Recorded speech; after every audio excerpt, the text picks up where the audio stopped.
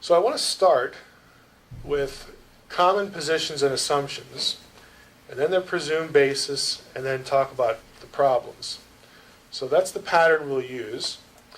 And eventually, the slide presentation after this, I'm going to try to give you some points of clarity that I think we can be pretty certain about, and then add a few Divine Counsel tidbits, Divine Counsel bacon bits, I guess, over the top of this, that will look at certain eschatological topics in light of some of the Divine Counsel stuff in the Old Testament. And we may, I may speculate a little bit here and there for you, but I'd probably keep this to a minimum, may not do it at all. Positions and assumptions. There's going to be a future 1,000-year kingdom.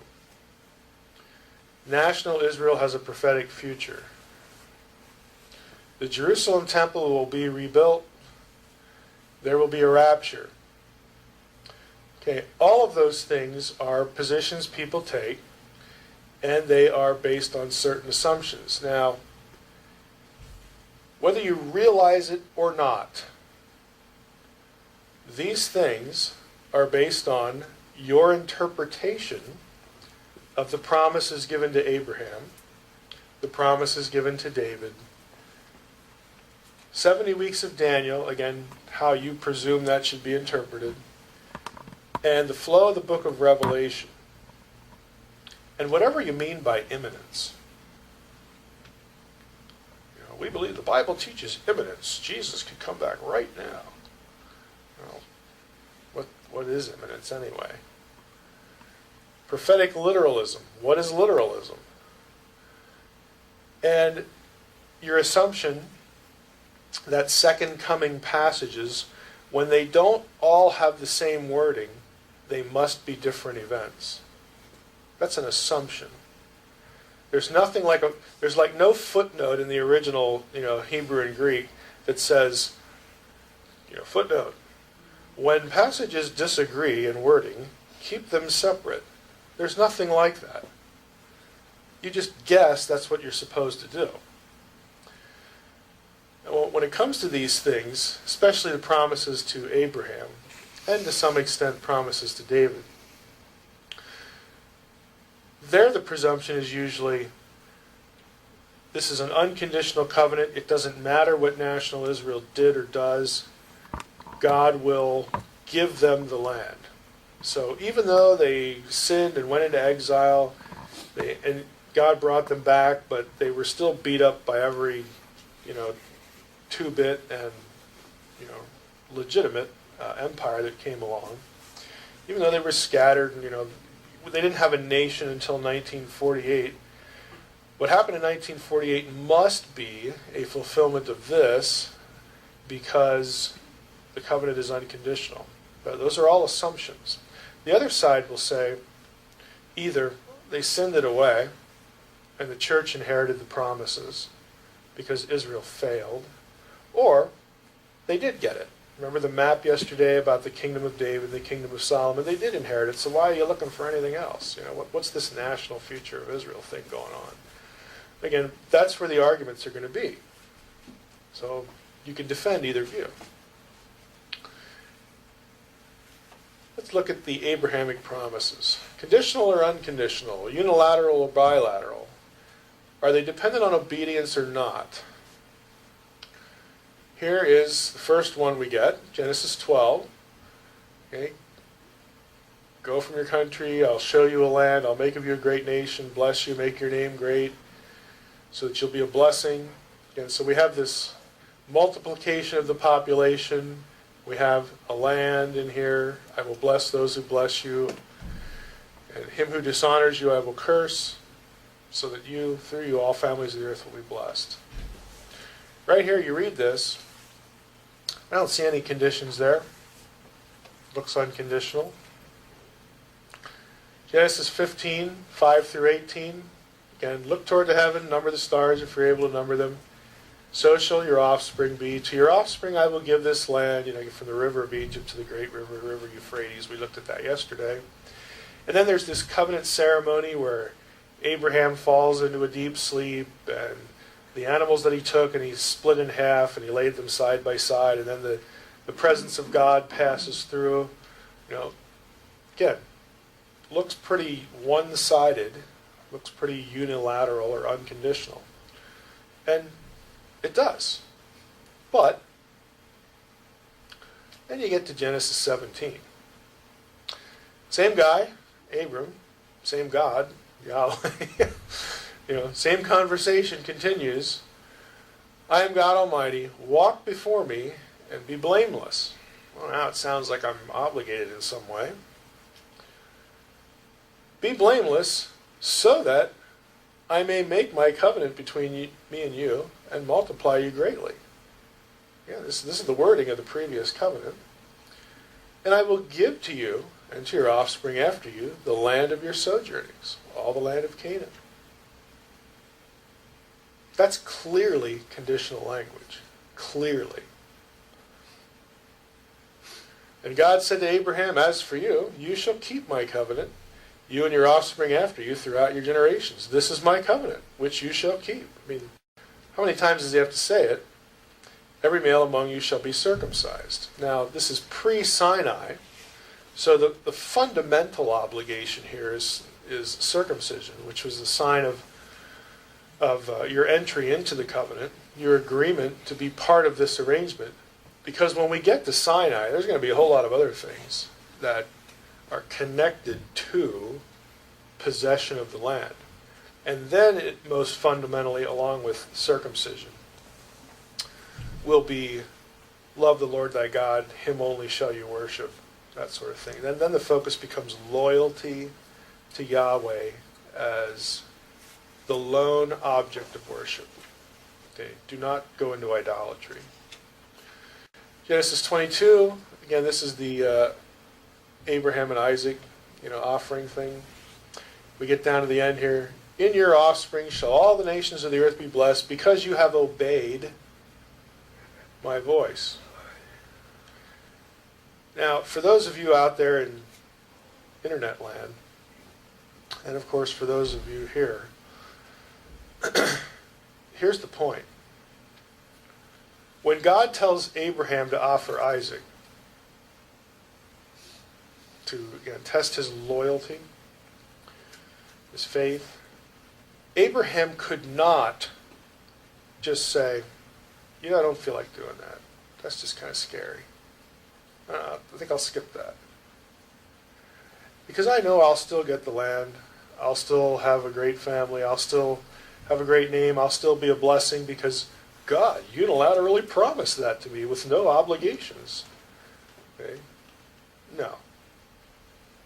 That's specifically denied here. Okay? And in the rest of the story.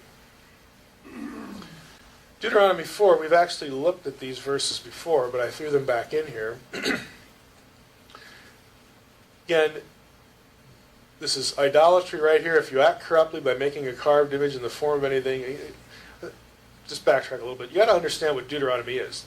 Almost the entire book is 3 or 4 sermons of Moses when they're back, on the cusp of going back into the land. That's why it's called Deuteronomy, because they run around for 40 years. They get back to where they started from, and Moses says, "Okay, there's a new generation around here now. Most of the old generation has died off because of the sin back, in Numbers 13. So let's go over the law. Let's rehearse that, shall we?" And he goes through these long sermons, and he re-gives the law. Okay? There are changes between Deuteronomy and Exodus because they reflect a different time and different circumstances going into the land as opposed to just being a wandering people. So there's stuff like that. But it's the law. And in this book, this is where you get clear, repeatedly, connections between being loyal to God and being in the land. Because if you're disloyal, the Lord will scatter you among all the peoples, and you'll be left few in number among the nations, where the Lord will drive you out. I'll kick you out of the land if you're not loyal to me. It's just over and over and over and over again in Deuteronomy. Deuteronomy 5, be careful to do therefore as the Lord your God has commanded, that you may live long in the land that you shall possess. If we're going to go in, if you want to stay there, you better be loyal to me. Go ahead. How did, in the book of Hebrews, it says that, the writer says that Abraham knew that even if he went through with the sacrifice, that God could raise his son from the dead. How does the writer to Hebrews know that that's the way Abraham was, that kind of faith or that kind of thinking? I think that's based on subtle language in the Abraham and Isaac story, where Abraham takes Isaac, and they have the wood there with them, and he says to his servant, I and the child will go to worship, and we shall return. Just things like that. Abraham knows he's going to go offer Isaac because he's going to obey God. He doesn't understand it, doesn't like it. He's going to obey God. But he says there, we'll both be coming back. So it's a little hint that, again, it's not that Abraham exactly knew how this would happen, but he believed that God could actually do that. And so he was going to go through with it. And I think that's what the writer of Hebrews picks up on. Yes? Now, Abraham comes out of a pagan background. At that time period, there was child sacrifice. Mm-hmm. Did he think somehow that, well, maybe this new deity has chosen me, I've embraced him, that somehow he's similar to these other ones in this regard? I'm extraordinarily skeptical of that because you're not going to find child sacrifice in Babylon. You're also, and I say Babylon because most people think that Ur of the Chaldees, where Abraham comes from, is in Babylonia. I don't. But there's another Ur, Ura, in Syria, near Haran, which is where Abraham's relatives are. Well, who'd have thought that? But they didn't practice it in Syria either. I mean, child sacrifice, we think that this was ubiquitous, all over the ancient world. I don't want to say it was uncommon, but everybody didn't do it. There were, people groups that did this regularly, but that doesn't mean everyone did it. And to my knowledge, I don't know of any evidence that it would have been practiced by Abraham's Semitic relatives, or certainly if you take a Babylonian location there. So I don't think there's any connection there at all. But Deuteronomy 6, again, this is the greatest commandment. Okay, to love the Lord thy God. Again, in verses 4 and 5, when we get to down here in verses 16 and so, it's the same thing. Obey to avoid being pushed out of the land. The whole commandment I command you today, you shall be careful to do, that you may live and multiply. You got to look at these terms. These are right out of the covenant. Okay, this is not, again, accidental language. Exodus 23, again, we have the borders of the land. We saw this yesterday. Lay up these words of mine, that your days and the days of your children may be multiplied in the land that the Lord swore to your fathers. If you're careful to do this, everything will be great. Again, you get the borders of the land down here. Leviticus 26 we saw yesterday. Keep my Sabbaths, reverence my sanctuary. Again, all these things, don't make idols. They're about the exclusive worship of Yahweh. That's the big issue. Over and over and over again. And that's linked to dwelling securely in the land and God's presence in the land among them. In Leviticus 26, if in spite of all this you will not listen to me, but walk contrary to me, then I will walk contrary to you in fury, and myself I will discipline you sevenfold for your sins. We'll actually come back to that verse. Let's just skip through. And you saw this graphic yesterday, again, about whether the land is fulfilled or not. So, let's go stay here. The issue is, again, based upon certain assumptions of how the covenants work, how this covenant works. We'll get to the other one in a moment. Based upon certain assumptions, people will conclude certain things about a national future for Israel and, of course, a millennial kingdom. Now, you say, well, they went into exile and they were brought back. Yes, they were. God finally gets to the point when they're on the verge of exile that he says to Jeremiah, I want you to go tell the people about a new covenant. I'm going to make a new covenant with you. Remember Jeremiah 31. And in that covenant, God basically says, this is the Heiser paraphrase version, you people are perpetual screw-ups. And so what I'm going to do is I'm going to change your heart. I'm going to send my Spirit. I'm going to change your heart. I'm going to do everything I can to make sure that there will always be somebody out there who believes. There will always be a remnant. Because I'm going to win. I'm going to get this done. I will live on earth with men, with my family. I'm going to do all these things. Of course, that, goes into play again at Pentecost, okay, the whole indwelling of the Spirit, where now we are the temples and all this sort of thing. It shows that the covenants are conditional, and when people are disloyal and disobey and sin, God hates that. He doesn't want that to be the case, but you are free to choose to be disloyal. But I just want you to know, I will have a people. And if I need to step in, and again, always make sure there's a remnant, I'm going to do it. Okay, I will not surrender what is mine. Even again, allowing you to be free. I will not surrender what is mine. Go ahead. So by making the new covenant there in Jeremiah 31, he's saying there's a defect in the old covenant. He's saying there's a defect in people. Right. Okay. If you want to say there's a, you could say, well, there's a defect in this whole idea, God. What are you doing trusting humanity? God would say, yeah, you're right. They're perpetual screw-ups, but I love them. This has something to do like with the Holy Spirit in the Old Testament. It came and went, Pompey. Now we have the indwelling Spirit. There is, I will say that this way, because that is really a difficult subject. Because if we really, I'll give you an example. It's very clear in the Old Testament that the Spirit comes and goes. Okay, that language is all over the place. The Spirit comes upon people and arrests people to do a specific task, whether it's build the tabernacle furniture or be king or be a prophet or whatever. And the Spirit moves from person to person. Again, it's an enablement ministry. So people have concluded, they've concluded from that there was no permanency at all in the Spirit's interaction with people in the Old Testament.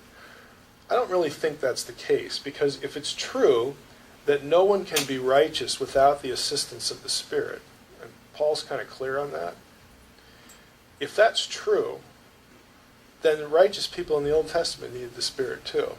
Now, having said that, there is a difference between what the Spirit does and why in the new that was not an issue in the old.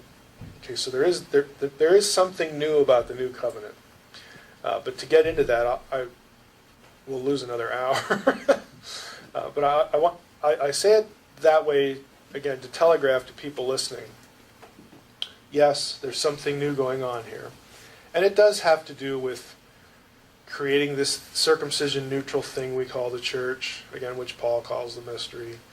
It does have to do with making sure there's always a remnant, and things like this. But I don't want to divorce that from the need, even in the Old Testament, for people to have the assistance of the Spirit to walk with God. That's all I'm trying to say. Now you look at the borders here, you say, well, I know my view. Okay, I don't really care about all those conditions.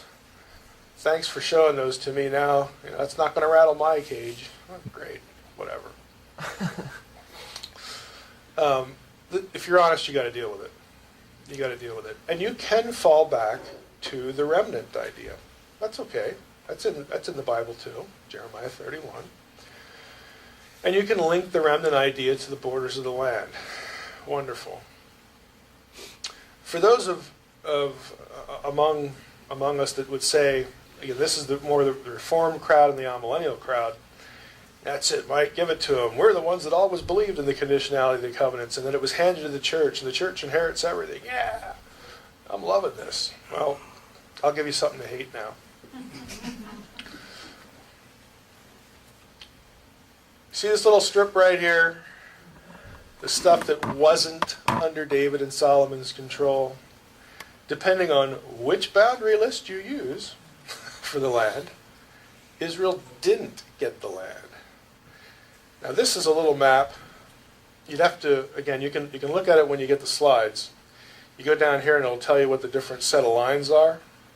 There are basically 3 sets of border parameters for the land in the Old Testament. So the question is, which one matters? Which one should I attach to the covenants? And one set will say, well, the ones that are actually in Genesis and Exodus, because that's when the covenants were given. Great. These are the ones that mattered when they actually took it. And if you're going by these, they didn't get the land.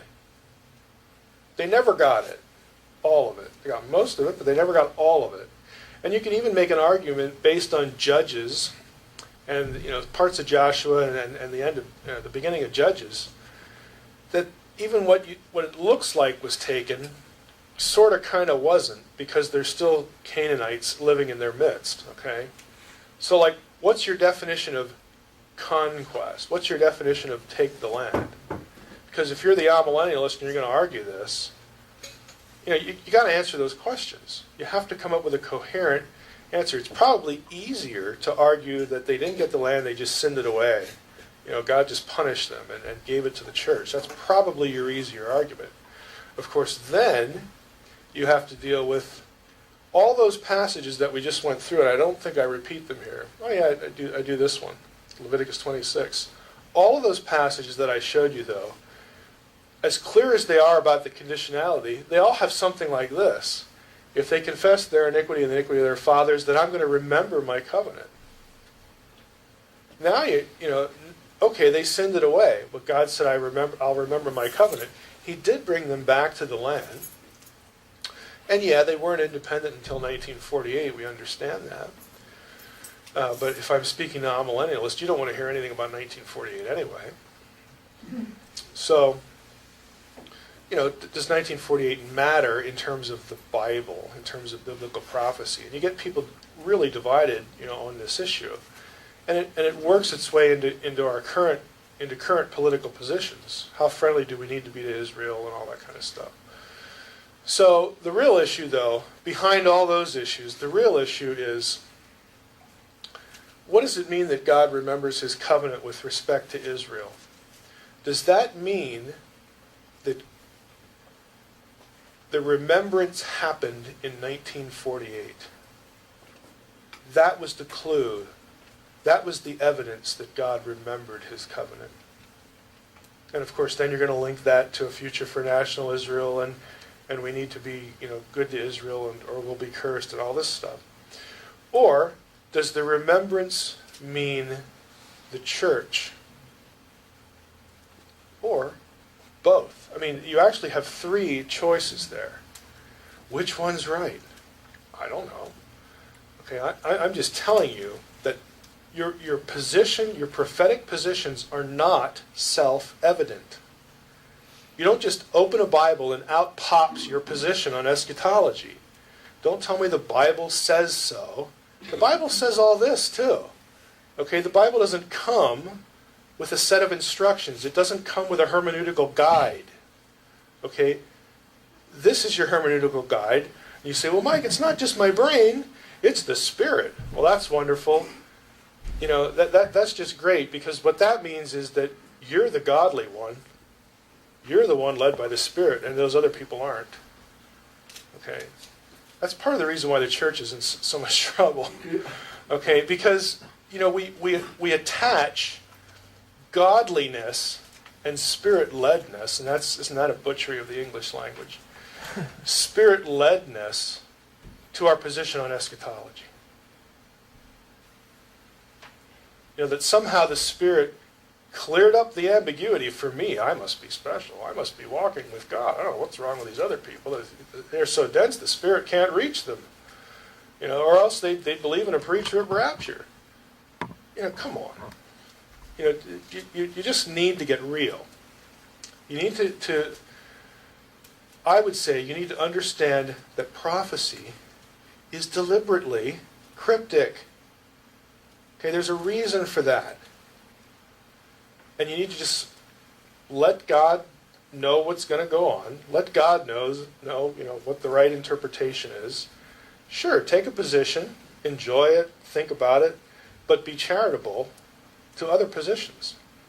Okay, don't assign a special level of spirituality to you because you hold a certain position. That's just ridiculous.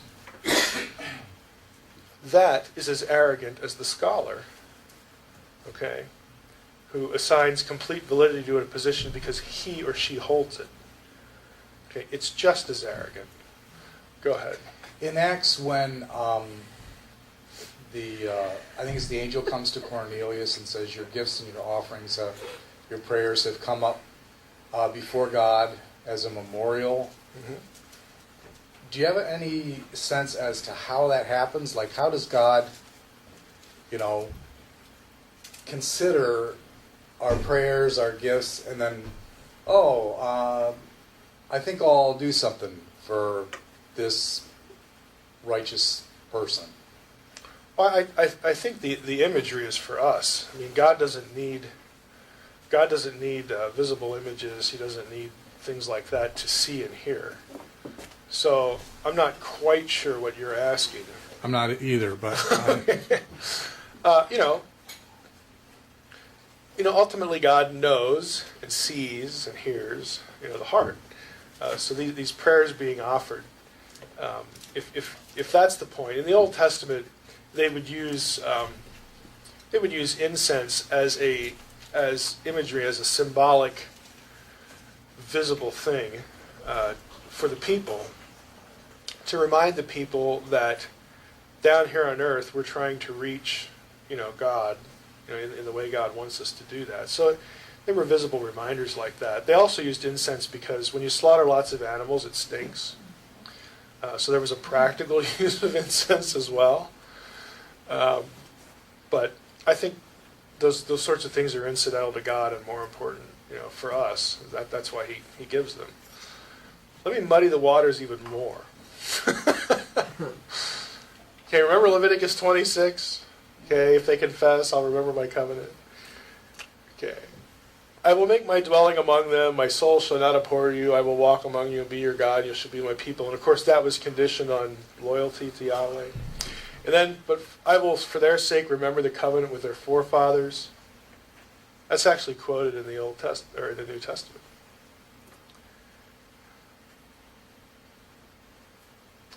What accord has Christ with Belial? What portion does a believer share with an unbeliever? What agreement has the temple of God with idols? For we are the temple of the living God. Okay. In other words, God dwelling among his people, that happens in us. And we are corporately known as the church, the body of Christ. And he quotes, as soon as Paul says this, he quotes this stuff over here. I will make my dwelling among them and walk among them, and I will be their God, and they shall be my people. Okay, so now we're going after the dispensational crowd. If you want, again, to talk about the temple out there, the temple needs to be reviewed. We need a temple. And look, a temple in the land. God's going to dwell in the land. He's going to remember the covenant.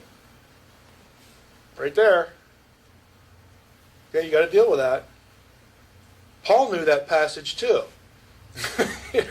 And he quoted it in conjunction with the church. So, what are we going to do with that? Okay, then I remember my covenant. Again, more. Luke 1. Blessed be the Lord God of Israel, for he has visited and redeemed his people, and he has raised up a horn of salvation for us in the house of his servant David. It's obviously Jesus. As he spoke by the mouth of his holy prophets from of old, that we should be saved from our enemies and from the hand of all who hate us, to show the mercy promised to our fathers and to remember his holy covenant. The oath that he swore to our father Abraham to grant us that we, being delivered from the hand of our enemies, might serve him without fear. So this remembering the covenant idea is connected to Jesus, okay, who is raised up. Now, does that refer to the resurrection, or just does it refer to the fact that Jesus came? It's incidental, because this is the first coming that Luke's writing about, not the second. Again, you got to deal with that. I'm just going through things you have to deal with, no matter what your view is. Promises to David. Is Jesus reigning or not? Here's the Davidic covenant. God comes to, God tells David, again through the prophet, when your days are fulfilled, you lie down with your fathers. I will raise up your offspring after you, who shall come from your body, and I will establish his kingdom. He shall build a house for my name, and I will establish the throne of his kingdom forever. Now, build a house for my name, establish the throne of his kingdom forever. The obvious immediate referent there is Solomon. But the language, is malleable as far as a dynasty, a succession. I shall be to him a father, he shall be to me a son. When he commits iniquity, I will discipline him, so on and so forth. But my steadfast love will not depart from him as I took it from Saul. And your house and your kingdom shall be made sure forever before me. Your throne shall be established forever.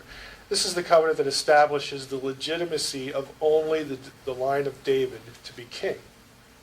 Only someone from the line of David. Acts 2:30 references this covenant. Being therefore a prophet, and knowing that God had sworn with him, or with an oath to him, that he would set one of his descendants on his throne, he foresaw and spoke about the resurrection of Christ, that he was not abandoned to Hades, nor did his flesh see corruption. This Jesus God raised up, and of that we are all witnesses, being therefore exalted at the right hand of God, so on and so forth. You see what he's doing here? He's connecting the resurrection of Christ with the Davidic covenant. Now here's the question. Again, if you're a dispensationalist, it's like, the Lord has to come back, and everybody agrees on that point. Thankfully, there's something everybody agrees on. But when he comes back, he sets up a 1,000-year kingdom, because we need that because of the Davidic covenant. We have to have a king. We have to have a kingdom on earth, and the king is Jesus. And we're going to see this happen, right on earth and before our eyes. Well, again, we might, but the other side would refer to this and say, well, the kingdom is now, and that's all there is. This kingdom is the kingdom, and they'll reference verses like this. Now, I have different reasons other than the millennium passage in Revelation 20 for thinking that I will put it this way, there will be earthly rule on earth, hence it's earthly. But my reasons are different. My reasons are about reclaiming the nations and doing stuff like that. I'm in the both and camp, as I said yesterday. Kingdom now, consummation later. And I don't like the term millennium because I think it's too small. Right? I can tell you this. My view of the eternal state is the kingdom on earth. Okay? I think they're one and the same. I think when the Lord returns and there's kingdom rule set on earth, that is never ending because it's a new heaven and a new earth. We don't need 1,000 years. 1,000 years would be a jip. Okay? Like, what do you mean? 1,000 years? Is that all we get? Of course, the dispensationalists will say, no, then Satan's released, and there's this big battle, and then there's the eternal state. Well, that depends. Listen, that depends if you read Revelation linearly, chronologically. If you don't, that isn't what it looks like at all. We'll get to that in a moment, or sometime today. Luke 2. We do have a question. We do have a question yes, here. Go ahead. On the slide, 2 slides prior to that, is there any ambiguity in the commits iniquity that, like in the translation, that it could be that iniquity is placed on Jesus and that could be Jesus? Which verse? 2 slides back. where it says then he'll. Oh, here, right here? Yeah. Is there any translational kind of ambiguity that would say that that could be not commits where he actually does it, but where it's placed on him? Not that I'm aware of, but as we've already seen today with Psalm 68 and Ephesians 4, where in that case the wording was changed, the idea that you're describing, that the iniquity is placed upon him, is certainly, clear in the Old Testament. I personally would think that idea comes from elsewhere, like Isaiah 53.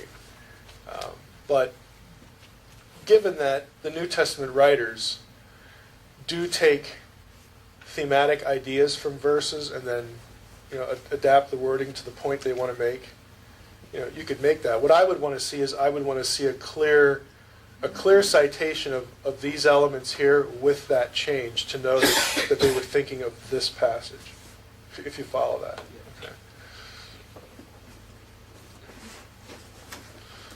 Okay, again, just references here. From now on, this is Luke 2. From now on, the Son of Man will be seated at the right hand of the power of God. Is Jesus reigning or not? I mean, you can't look at passages like this and say no. Okay, so in some sense, the kingdom is now. That's the only point. Acts 5, God our Father has raised Jesus, exalted him to the right hand. Well, he's exalted, but he's not really ruling. He's like just kind of exalted. Well, like, what does that mean? Okay, again, if you're going to push all the kingdom stuff to the future, you just have to say crazy things like that. Well, it's not a real rule. It's like I love this. It's a spiritual rule, meaning it's not real. It's not like happening in real time. Well, I'm sorry, but the last time I checked, I live in real time. And frankly, divine beings live in real time as well because they're created beings. I mean, they don't exist independent of any time at all. I mean, you can talk about the dimensional things and all that sort of stuff, but they are still subject to something.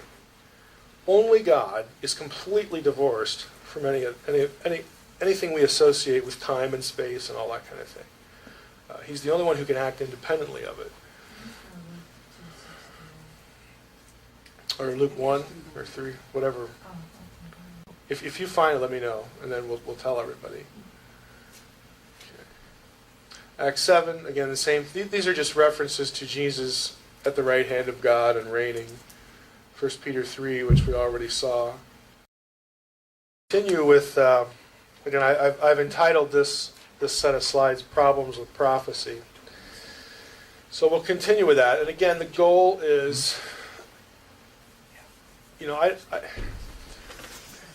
I'm telegraphing my position in that I'm in the already not yet camp. I believe the kingdom is here and will be consummated in the future. Beyond that, those are the certainties. I mean, that reflects the stuff that I don't see how anybody can read the New Testament and not get those thoughts. The details, and there are lots of details that people are interested in, and lots of things that the Old New Testament talks about, that become sort of areas of disagreement, areas of friction, or things to think about. I think those are sort of window dressing to the more important areas. One of those, of course, is the idea of a rapture.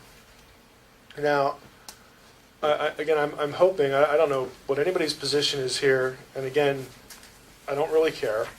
What my goal is to show you that no view of this, even down to the whether there is such a thing as a rapture at all or not, no view of this is self-evident. Again, you don't just open your Bible and out pops my view. The Bible says so. The Bible tells me so. That's just fallacious, and if on a cranky day I would call it shallow. But since I'm not real cranky today, I'll just call it fallacious. And what does that mean?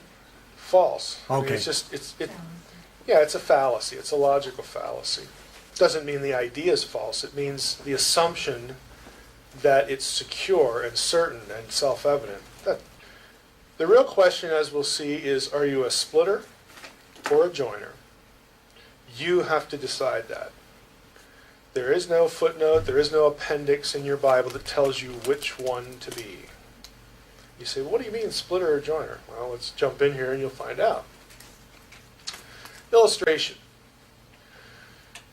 Someone you're trying to disciple stops you after church and asks why the Gospels don't agree on what was written on the sign nailed to Jesus' cross. She wonders how the Gospel writers couldn't get something like that right. One or all of them must be wrong, because they all don't agree. So how do you answer? Well, let's ask you. Any of these, pick any of these sorts of issues where passage A and passage B don't quite say the same thing. What's the natural sort of way to, that most people who care about such things how would they approach that? MikeHeiser.com. Yeah, there were. Come on. That's a poor answer. The microphone, she said go on michaelheiser.com. Yeah, and I said it was a poor answer. So, okay, I heard that. What did you? Okay, you mean the 4 go into 2? Because there's 4 of them. Oh dear. There's 4 different interpretations of what was written. Okay. What you're doing is I think what you're doing is saying they all say the same thing. But I don't really like the word interpretation, at least for my purposes here. Well, I give a sermon, I ask 4 different people what I said, and I come up with 4 different answers. Right. Now let's say you do Repeat that. that for the tape. He didn't go. Okay, he said when he preaches a sermon, and he asks people what he said, he'll get 4 different versions of what he said. Okay, But this was written. it doesn't matter. Okay. It doesn't matter. See, here's the thing. That needs to be followed by this question. Those 4 people you talk to after church, they might all be correct. Because they might be remembering select parts. Nobody's going to remember the entire whole and say it, even if they did, say it precisely the same way. But none of them are wrong. They're all right in different ways. So if you look at the superscriptions, they all disagree, but they're all pretty close too. So we have, this is Jesus, King of the Jews, the King of the Jews, this is the King of the Jews, Jesus of Nazareth, King of the Jews. They all share King of the Jews, and some of them either omit or add a little something else. Like here's the name, and then here's the name up here. So most scholars would look at this, again, people who care about the integrity of the record here, or who know that there would be poor thinking in regards to the integrity here, would say, look, chances are it said all this stuff. And the writers just, it's 30, 40 years later, they're recollecting it. Some of them might, somebody might get the entire thing, even though this one doesn't have this down here. They're all correct in that it conceivably either captures what was there or remembers only parts of what was there. But there's no false statement, made, that sort of thing. Yes, sir? Wasn't it written in several languages? You used to go to the microphone. Yes. The question is, wasn't it written in several languages? Right? Yeah. I mean, it was, and you could. It's a fair bet that Luke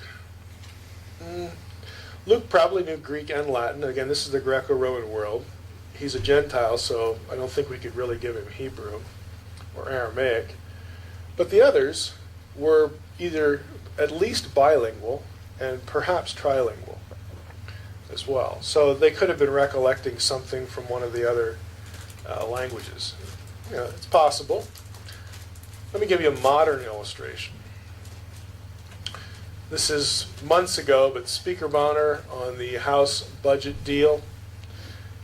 Bingo. 3 sources, New York Times, Politico, and Reuters, were at the same press conference when Bonner is describing the House budget deal, and this is how they report it. We fought to keep government spending down because it really will, in fact, help create a better environment for job creators. This is the best deal we can get out of them. I am pleased Senator Reid and I in the White House have been able to come to an agreement, blah, blah, blah, blah, blah. Who's wrong? They all are. It's political trash. Okay, not politically. That was a great comeback. Who's wrong in terms of the reporting of the event and what was said? None of them are wrong. They're just it's selective. They're just putting what they want to put in because they have a word count. They're writing their story. And an they're all- agenda. Right, they have an agenda. There's any number of factors and parameters that go into why a writer selects what he selects to communicate a thought. And the Gospels are no different. But here's what I want you to get. What I just described to you is the process or the impulse, or both, of harmonization. I joined them. I melded them into each other. This is something that happens. Okay, it would be unusual to pick up an academic commentary written again by someone loosely evangelical, loosely conservative, again, someone who, you don't even have to be conservative. I mean, there are critics who just know something this obvious. Okay? The overwhelming tendency is to harmonize things because we just know this is how life works. A la right here. It happens all the time.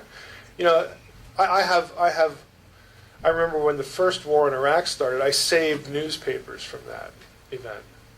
If I went back and looked at them now, and you could do the same thing with September 11th, 2001, same event, and something that is just forefront in the consciousness of the public mind, saw it repeatedly over and over and over again. If you look at the news stories of that day and that event, nobody's going to have it exactly the same, include all the same elements with all the same words. Question. If you had 3 newspapers from 3 different parts of the country, and you read their account of September 11th, the Twin Towers event, and they all did contain all the same elements and all the same words, what would you think? Either the same person's writing all 3, or there's a whole lot of plagiarizing going on. Okay, I know when I get papers from students, and I save all of them, and there's a reason I ask them to be submitted digitally. I can search them. I can put them all in a little folder and search them simultaneously. It's so convenient. I know, I also read them. If I see a paper, and this has happened to me, that there's just an overwhelming amount of agreement, I immediately am not a joiner. Yeah, I'm not, this is just, it's just 2 people working separately, and it just happened to be really, no. I mean, I'm thinking that we've got plagiarism going on here. So it's a good thing to have the disparity, both in terms of, especially in terms of the New Testament, because it tells you they're not copying off each other. Right? They're not, one guy didn't write this and it's like, oh man, I want a gospel too. I want my name on a book. I'm going to go. That is not what happened. So it's important to have the difference. But again, that's the tendency to bring together, again, to join, to harmonize. That is a critical issue for the rapture thing, because there are a whole number of descriptions, Old and New Testament, about the coming of the Lord, the day of the Lord, the coming, Jesus' return and all this stuff. And if you harmonize them, you have one event. It's called the second coming. If you separate them, you have two events. One's called the rapture, the other one's called the second coming. That is a decision you make in your head. So the typical premill, pre-trib rapture view, again, church age, rapture here, 7-year tribulation, then we have the second coming, and a 1,000-year millennium, new heaven, new earth. I'm sure all this is quite familiar. So, do we have one event or two? This depicts two. And what we're really asking is, are you splitting the information, or are you going to join the information? Because if you join, you only have this one.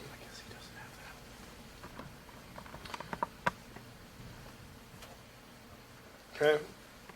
1 Thessalonians 4. The Lord himself will descend from heaven with a cry of a command, or with a shout, some translations have, with the voice of an archangel, sound of the trumpet of God. The dead in Christ will rise first, and we who are alive, who are left, will be caught up together with them in the clouds to meet the Lord in the air. Okay? This is like one of the central passages to this whole debate. So we have a description of some sort of return of Christ here. And then you have Zechariah 4, which again, everybody, regardless of their view, believes is eschatological. Okay, it has to do with end times. Not the first coming, but the second. Then the Lord will go out, fight against those nations, fights on a day of battle. And here's the event. On that day his feet shall stand on the Mount of Olives that lies before Jerusalem on the east, and the Mount of Olives shall be split in two, from east to west by a very wide valley, so that one half of the mount shall move northward, the other half southward. Now, other than taking everything in here literally, especially if you do, the assumption is that this event is different than this one. Okay, because, well, here the feet don't touch the earth, and there's no, like, Mount of Olives thing, and, there's none of this splitting language and all that kind of stuff. So they must be two events. If we understand them both literally, especially, we would want to see two events there. Others would say, hey, this is just general description to indicate the cataclysmic part of the day of the Lord. This is the second coming. The Lord returns, and the nations are going to, the enemies of his people are going to get routed, and then he ushers in the kingdom, and there's blessing and all this stuff. Okay, they would say this is there's no reason to split them, let's join them. Let's just say that there are different elements in the two that describe the same thing. So who's right? Do I split or join? I don't know. Depending on what I do, will give me one event or two. So 1 Thessalonians 4, let's look at some other things. We have certain elements in this. We've got a cry, command, archangel, trumpet, caught up together, meet the Lord in the air. So those are your elements in 1 Thessalonians 4. And lo and behold, we have those elements here in Matthew 24. Clouds, angels, trumpet call, gathering together of the elect, from one end of the heaven to the other.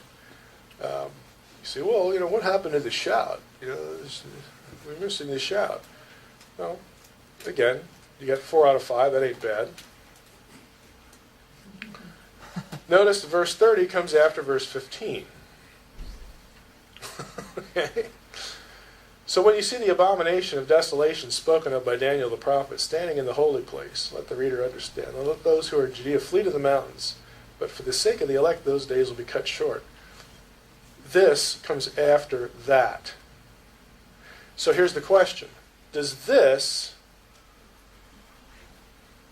refer back to this? if you say yes, you cannot have a pre-trib rapture. If you believe in a rapture, it can't be pre-trib because of the abomination of desolation. Again, and everybody who believes the rapture believes that the 70th week of Daniel, at the midpoint, you have the abomination. So this happens after. This is why pre-trib rapturists say, oh, this isn't the rapture, Mike. That's the second coming. The rapture's already happened before the tribulation. Well, okay, if that's the second coming, why do we get all these things that are here? Is that the second coming? If you say that's the second coming, then why do you have a rapture in the first place? You see the problem? And it's which ones to join and which ones to split. So you have two questions. The split or join question, fundamentally. And then when you make your decision to split, then the question becomes, which ones do I match up? Which ones do I align and which ones do I separate? These are arbitrary choices. Okay? If you believe in a rapture, okay? You decide, it gets down to you deciding the degree of sameness that you like, or the degree of difference that you dislike. I mean, these are interpretive decisions that are made inside your head, or that you hear from somebody else and they made them in their head. This is not easy. I mean, these are not easy things to decide. It's not self-evident. Let's talk about imminence, whatever that means. You really have three choices.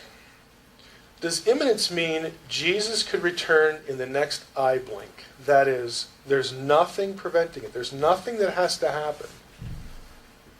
Right? Nothing at all, so that the Lord would return. Is that what imminence means? Does it mean that Jesus will return soon? There may be some things that still need to fall into place, and then the Lord will come back. Or does it mean Jesus will return unexpectedly? He'll be caught by surprise. Which one is it? Signs, such as the revealing of Antichrist, have signs in the sky, and so on and so forth, are relegated to the second coming only to maintain view number one. The only view of end times that says this is the pre-trib rapture. All other views of the second coming, whether they believe in a rapture or not, all other views of the second coming and or the rapture define imminence one of these two ways. The pre-trib position is the only one that says this. There are passages in 2 Thessalonians 1 that talk about how the man of sin needs to be revealed before the Lord's return. Now, a pre-tribber will say, oh, well, he's talking about the second coming. He's not talking about the rapture, because the Lord could come back at any moment. You see what I'm doing there? His foot doesn't touch the earth. Right. I'm self-styling. I'm filtering the passage through a position. And that's not a crime, because everybody does that, is my point. Everybody does that. If I don't believe in a rapture, I'd say, come on, the passage says that the man of sin has to be revealed first before the Lord returns. And I'm a joiner. I don't really care about the differences in the return descriptions, because I think, like the Gospels, I think they just relate parts of the same greater event. I join them. I only have one second coming. And so before that second coming happens, something will tell us, the believing community, that the Antichrist has been revealed.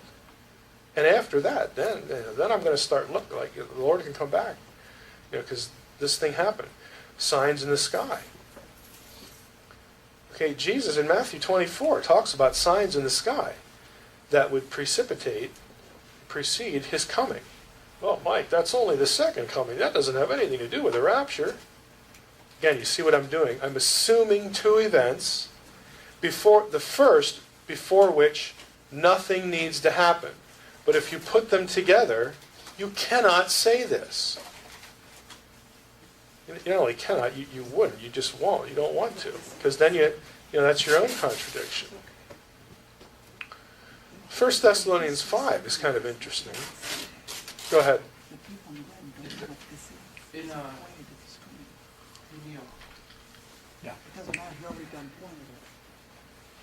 I heard a guy. He called it the partial preterist view, and he said that Matthew, like parts of Matthew 24, were talking about the Romans destroying Jerusalem. Does that make any sense at all? If you're a partial preterist. Yeah. Okay.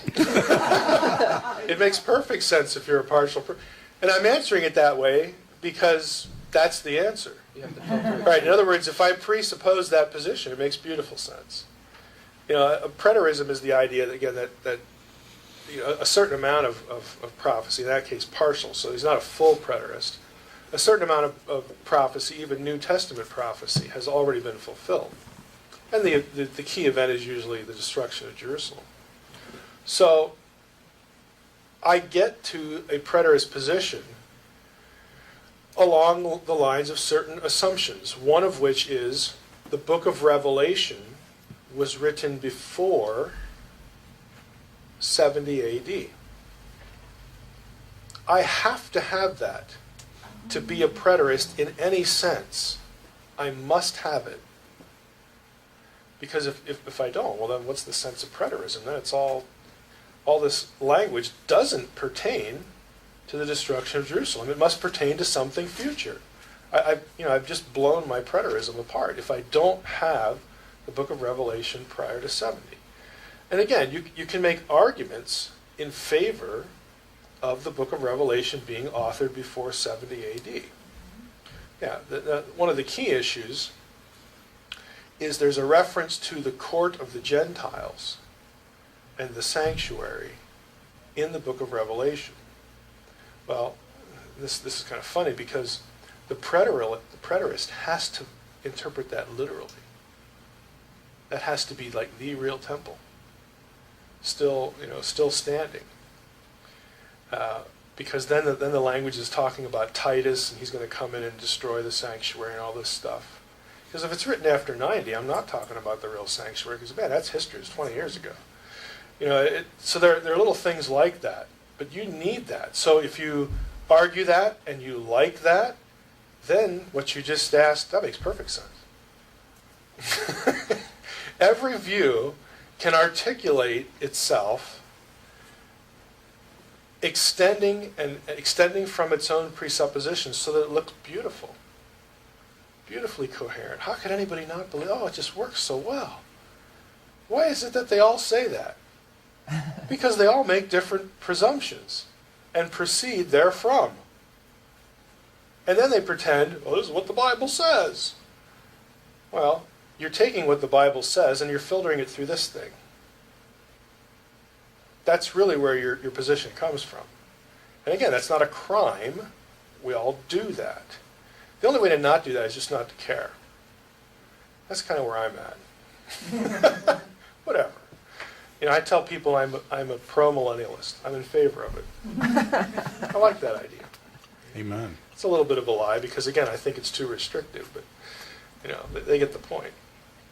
But, if you really feel compelled, when I say I don't care, what I mean is I don't feel compelled to have to pick. Yeah. But if you feel compelled to pick something and enjoy it, love it, live by it, that's great. It's just that what you need to do is you need to realize why you hold that position. You hold it because you've made certain assumptions and you're comfortable with them and it works for you, great. But so be charitable to the person who does the same thing but doesn't quite do it the way you do. Go ahead. Excommunication. Every denomination in their creed takes a position, and if you don't march lockstep with them, you're going to be put on the rack. Well, I mean, they're not that charitable in churches.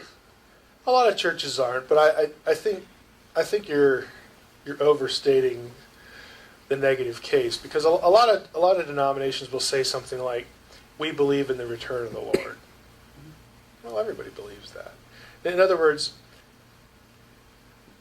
I don't know that it's true denominationally, because that's a big structure, but individual churches will wise up and make their doctrinal statements more broad to allow, for disagreement. But you're correct, a lot of them don't do that. And to be fair to them, they've made the decision as a congregation, or the pastoral leadership has made a decision that we are going to take this position and we're going to insist upon it so that people who come here are comfortable. In other words, if you come here, you know this position, and you like this position, that's part of the reason you're coming here. And so we're telling you we're not going to rattle your cage by bringing in a different view. Now, I look at that, this is just me, I look at that and say, I understand that, and that probably gives your people security, but it doesn't help them think. So I sort of gravitate toward the thinking is important, and we don't need to protect people from the Bible position. But at the same time, and I'm not being flippant when I say it that way, at the same time I understand that a lot of people, because of where they're at in their Christian life, or a number of factors, they need that security. They need people to tell them the checklist. I understand that. What I want to hear from you, O holder of the checklist, is that you realize that that is not a growth position. That at some point, certain people will need more than that. And either you need to be willing to give that to them in some way so that you don't ruffle feathers over here, or you need to bless them and encourage them to go somewhere else. In other words, don't browbeat them, for needing more than that. And you're probably standing there thinking, boy, is that naive, Yeah, This is not maybe. really I think we need to get back to Oh, yeah. this. Yeah, you're right. You're right, Sharon. Thank you for that. 1 Thessalonians 5. Again, we've read this a lot. Now concerning the times and seasons, brothers, you have no need to have anything written to you. You're fully aware the day of the Lord will come like a thief in the night. People say there's peace and security. And, we've all read the passage. But have you ever looked at the pronouns? Probably not. This is again, a geeky thing to do. Look at the pronouns and the nouns they're attached to. Now, concerning the times and seasons, brothers, I put brothers in red, and anything in red would be Christians, fellow Christians. Concerning the times and seasons, brothers, you have no need to have anything written to you. You guys know. You guys know all about the times and the seasons. For you yourselves are fully aware that the day of the Lord will come like a thief in the night. When people, somebody else, the other crowd, are saying, oh, there's peace and security. Then sudden destruction will come upon them as labor pains come upon a pregnant woman, and they will not escape. But you are not in darkness, brothers. You won't be surprised like the thief in the night. You'll know, or you'll have some inkling. You'll have a sense of what's going to happen. For you are all children of light, children of the day. We are not of the night or of the darkness. So then let us not sleep as others do, but let us keep awake and be sober. Now, you could easily go through that, paying attention to the pronouns, and argue this. The first view of imminence does not describe the first view of imminence, that there will be things you see and know that precede, that inform you that the Lord is about to return. Okay? You say, oh, Mike, of course, that refers to the second coming. Of course we'll know, when the second coming, and whoever's on earth, people who get saved after the rapture, they'll know, because then there's the signs in the sky, and there's the revealing of the Antichrist.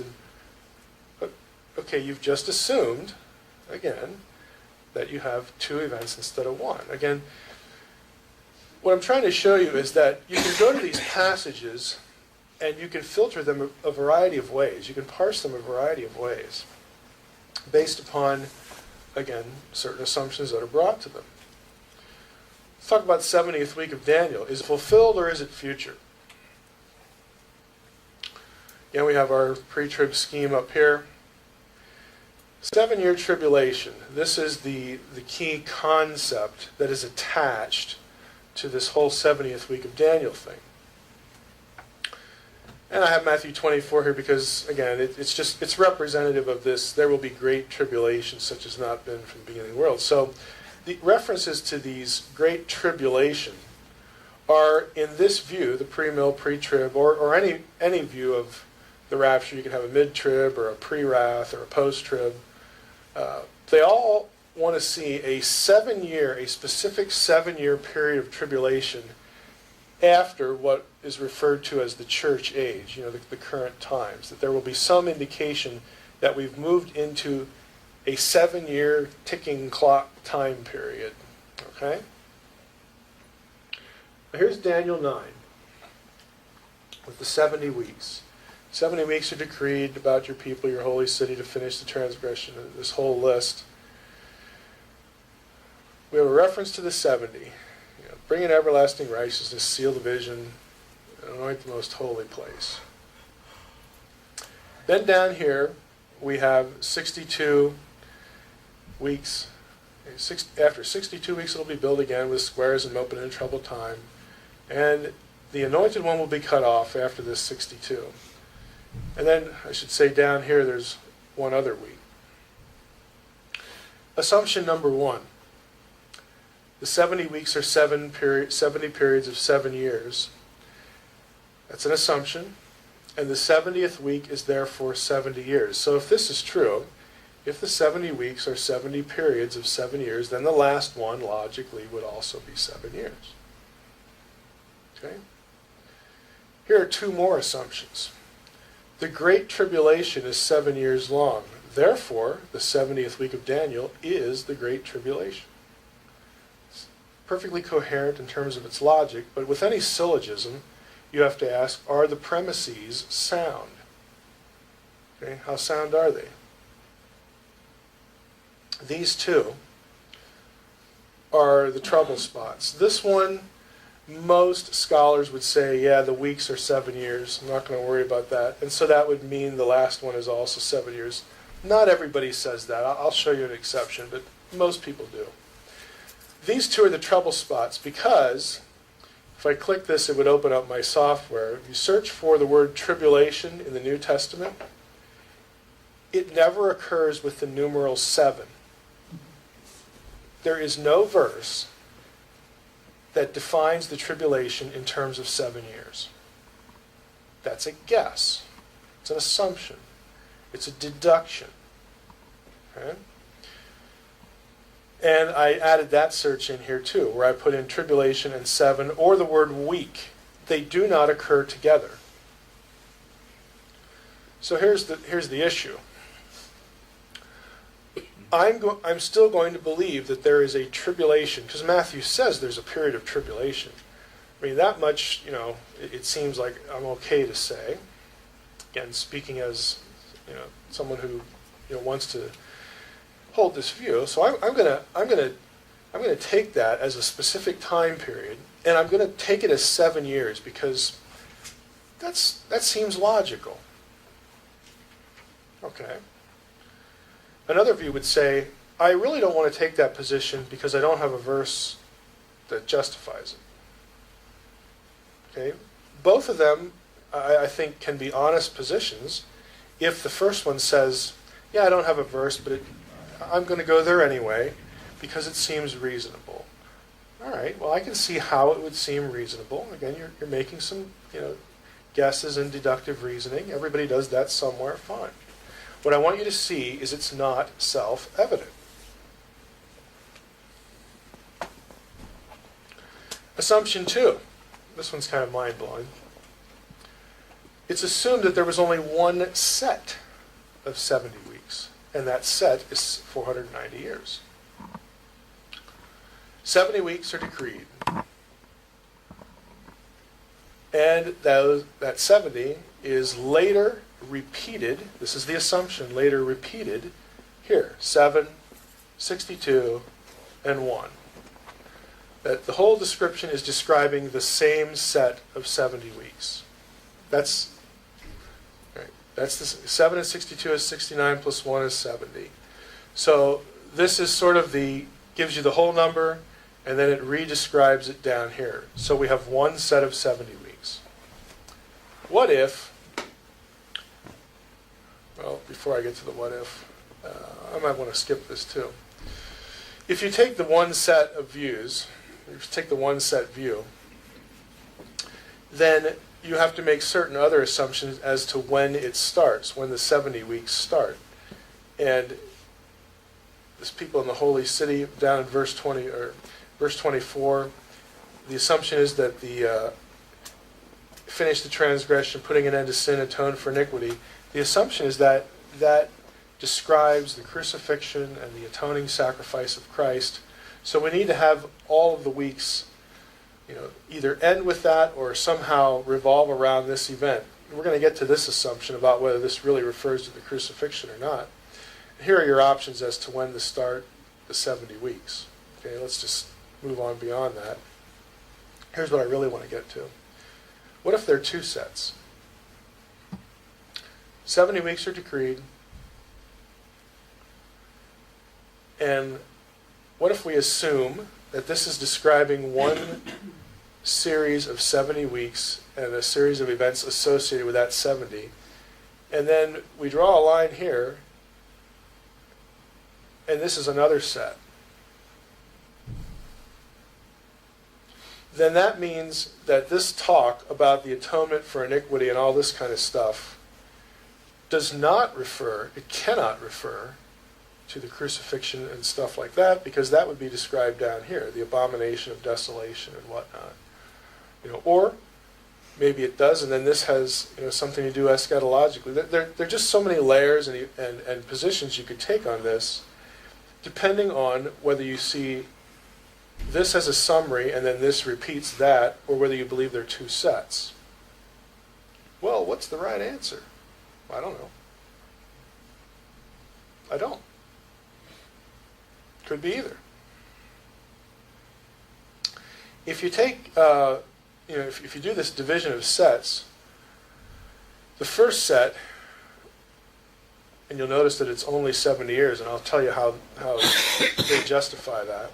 The first set refers to the exile, and then up to close to the time of Nehemiah. And then the second set would pick up from there and go to 490 years to the crucifixion. That's another way you can look at it. Isn't this fun? You just 10 different ways to look at this. You say, isn't it cheating to have weeks in the first set only be 1 year per week for a total of 70 years? But then you have the second set be 70 weeks of 490. Isn't that cheating? Isn't that kind of manipulative? Yeah, kind of. But there's actually a justification for it.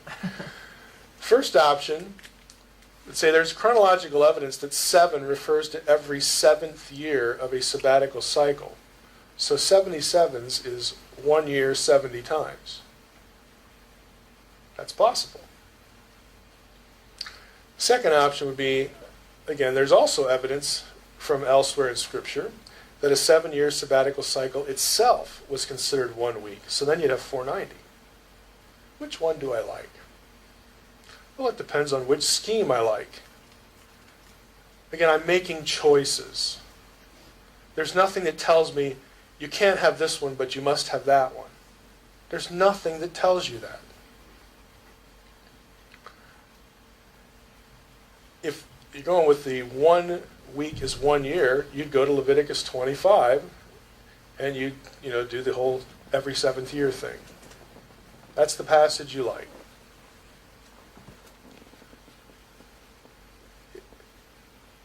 And you get further justification from 2 Chronicles 36.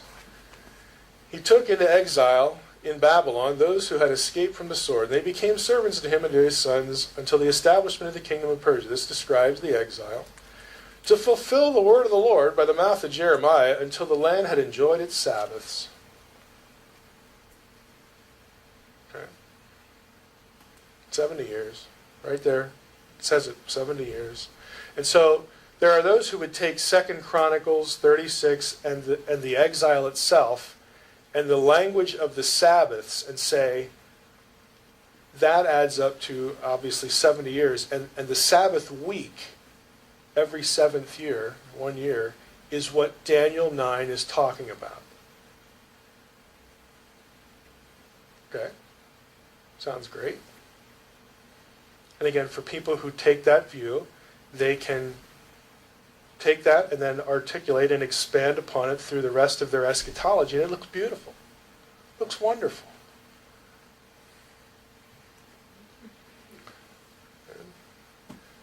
Second option, this 490, you could also go to Leviticus 26 and do this.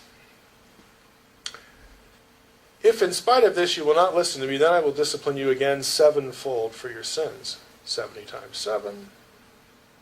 70 earlier in Leviticus 26 with the Sabbaths is 490.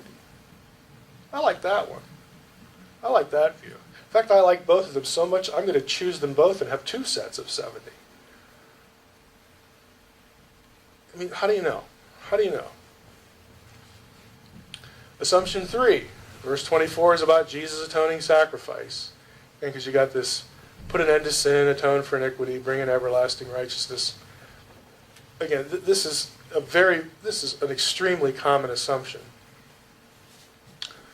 Assuming we have 70 weeks, 490 years, that end with the crucifixion, how does verse 24 work if it does in fact speak of Jesus' atoning death?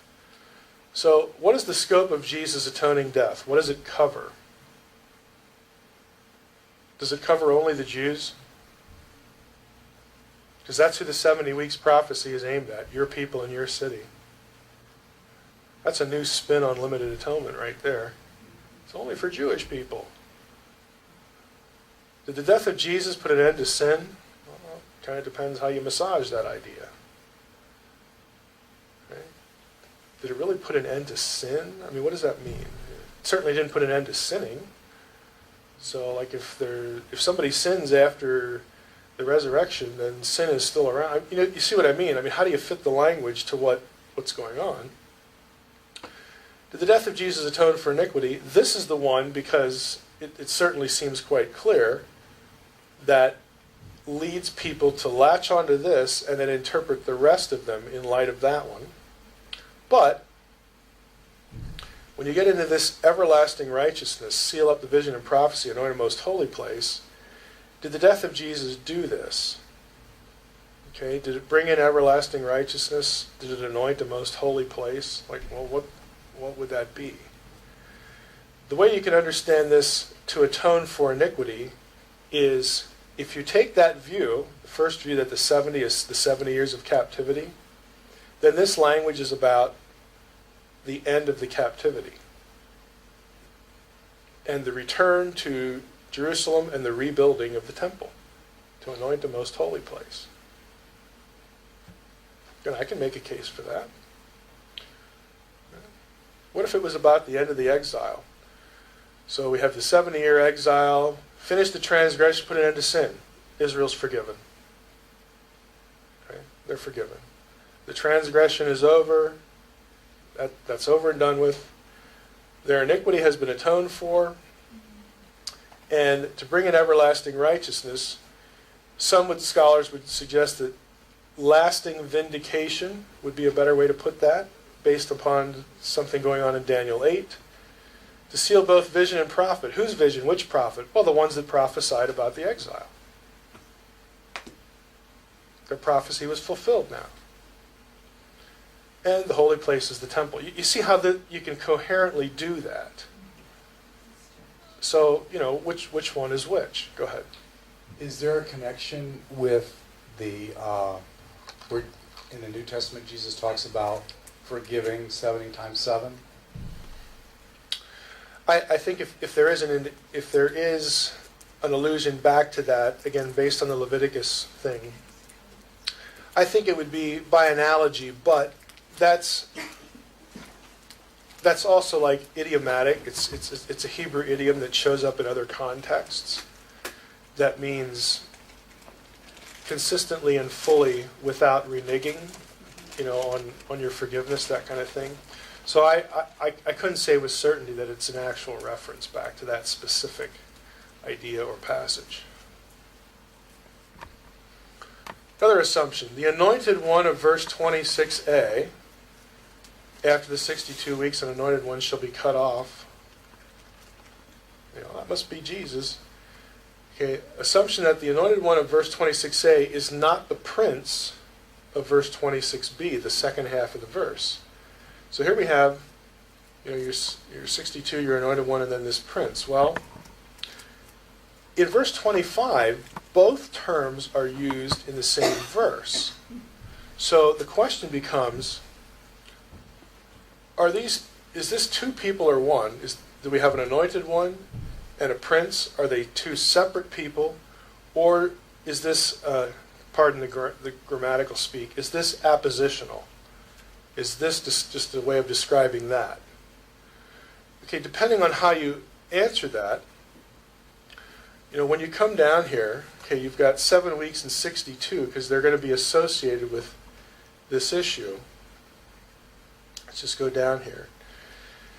You've got an anointed one, a prince, there shall be 7 weeks. Okay, let's go back to the chronology. Know therefore and understand from the going out of the word to restore and build Jerusalem to the coming of an anointed prince, an anointed one, a prince, there shall be 7 weeks. Okay, so we've got probably one person here associated with one period. Then for the 62 weeks it shall be built again with squares and moat, but in a troubled time.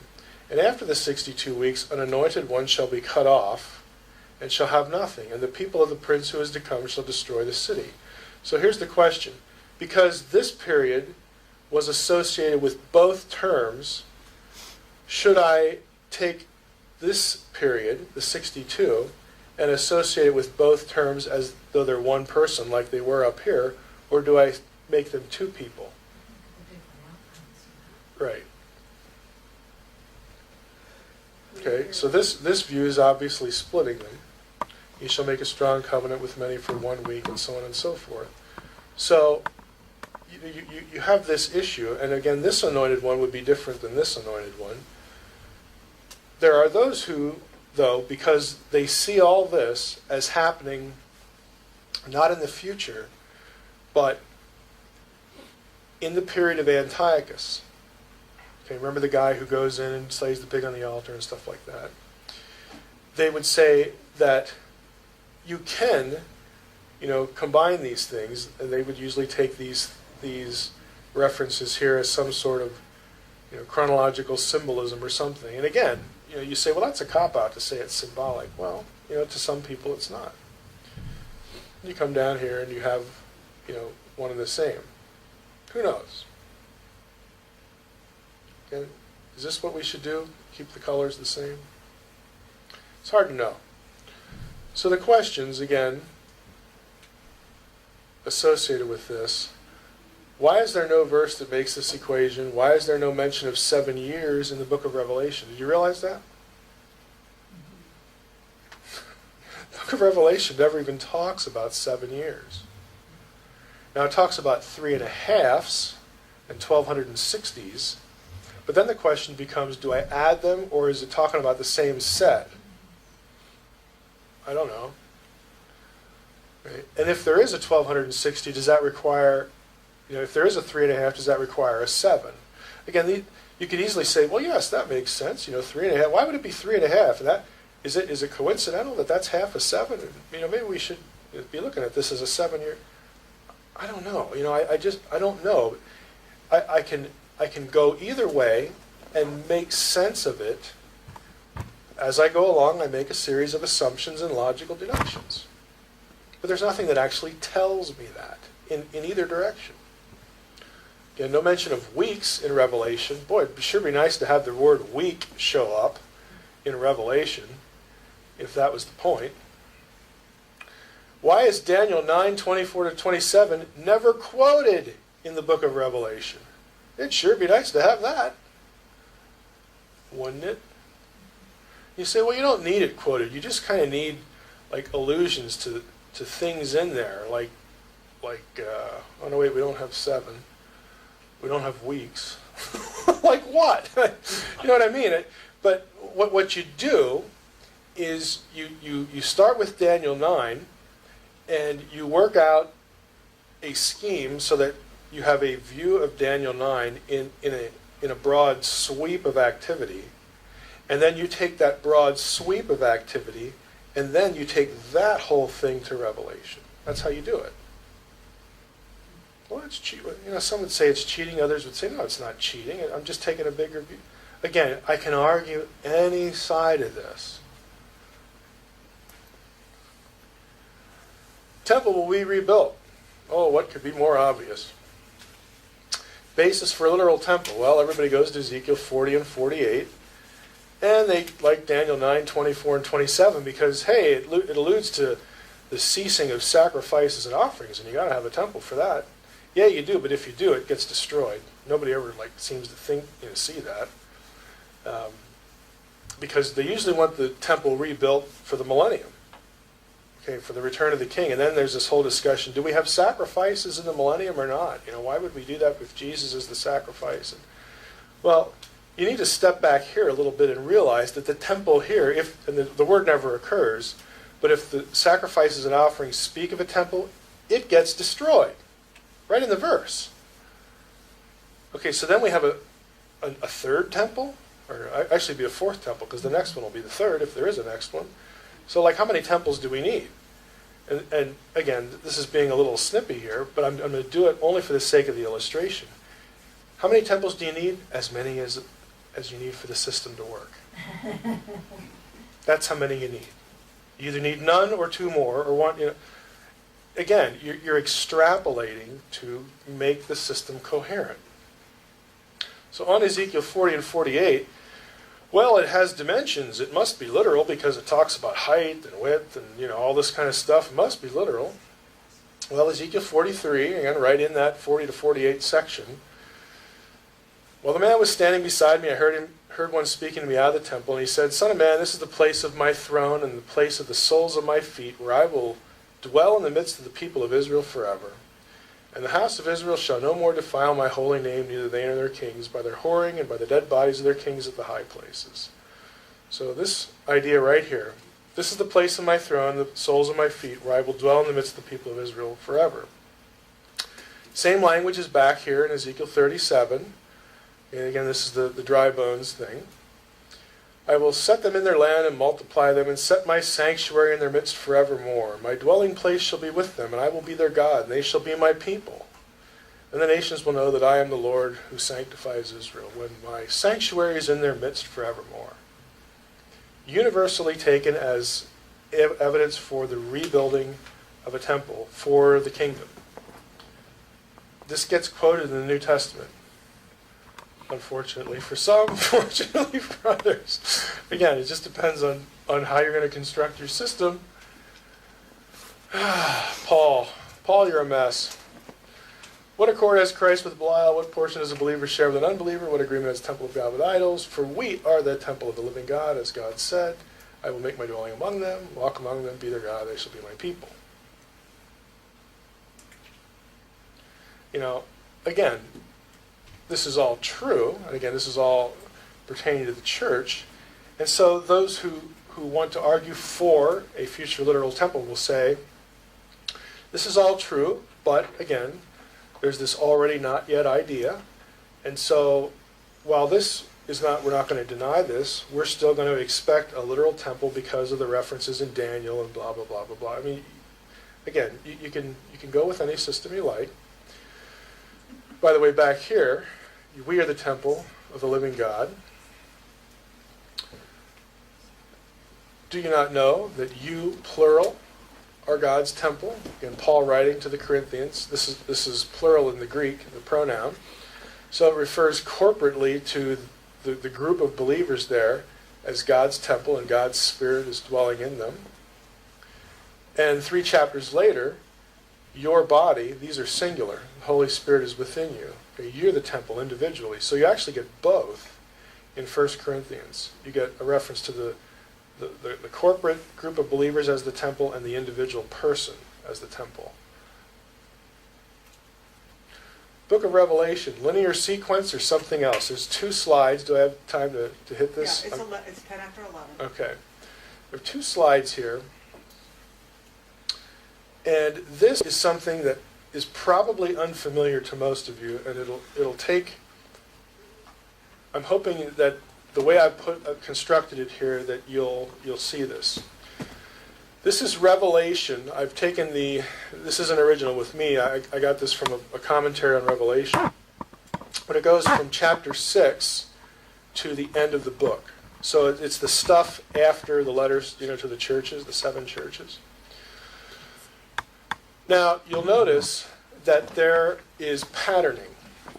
Persecution, persecution, day of wrath, and salvation, and some scene in heaven. And then in a couple of places, that sequence is interrupted by the assembling of an army for a final battle prior to the day of wrath. But you can see there's clear patterning. What do you notice about the verse, the chapter references? Trace the flow of the chapters. Beginning up here. Which way do they go? Up. What do you mean by up? To go up, you first have to go. Goes this way. And it starts up here, comes back down. Starts up here, comes back down. Starts up here and comes back down. Up, down, up, down. What we usually do is we start here and we go straight to here. We go in a line. But maybe the book of Revelation is meant to cycle through the same series of events 6 times. If you read Revelation that way, you do not have a chronology of end time events. That just isn't the point of the book at all. The point of the book would be thematically talking about persecution of believers, and there's going to be a final battle, and God will come and deliver his people and destroy the enemy, and then we get to go to heaven. It just describes it 6 times. And they're not all the same, but they're very similar. So here's the question. How should I read the book of Revelation? And this isn't the only alternative system. This is probably the one that, given the way it's set up, you can see, creates a reading possibility. How should I read the book of Revelation? I thought it was like giving me this nice flow of everything that's going to happen in end time, one after the other. Maybe not. I don't know. Again, since every element isn't precisely identical, I'm going to be a splitter, man. I don't like that at all. I'd rather just read it chronologically, and they're all separate events, but maybe related, and it's a linear chronology. And then somebody else will say, "Oh, that's kind of cool. It's just up and down, up and down, up." That can't be coincidental. Who knows? But that dramatically affects the way you look at the whole book. There were a couple questions. Actually, one was from yesterday, and we didn't hit this yesterday because I actually answered it, I think, on the first day. If there was only to be life in the temple where God was, then why were there so many animal sacrifices? I made the comment that the sacrifice was conceived of as giving the animal's life back to God.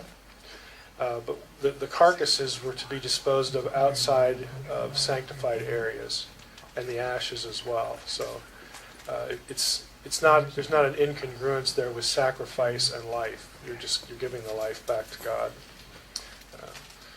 And then there's one just now. What is your definition of the abomination of desolation?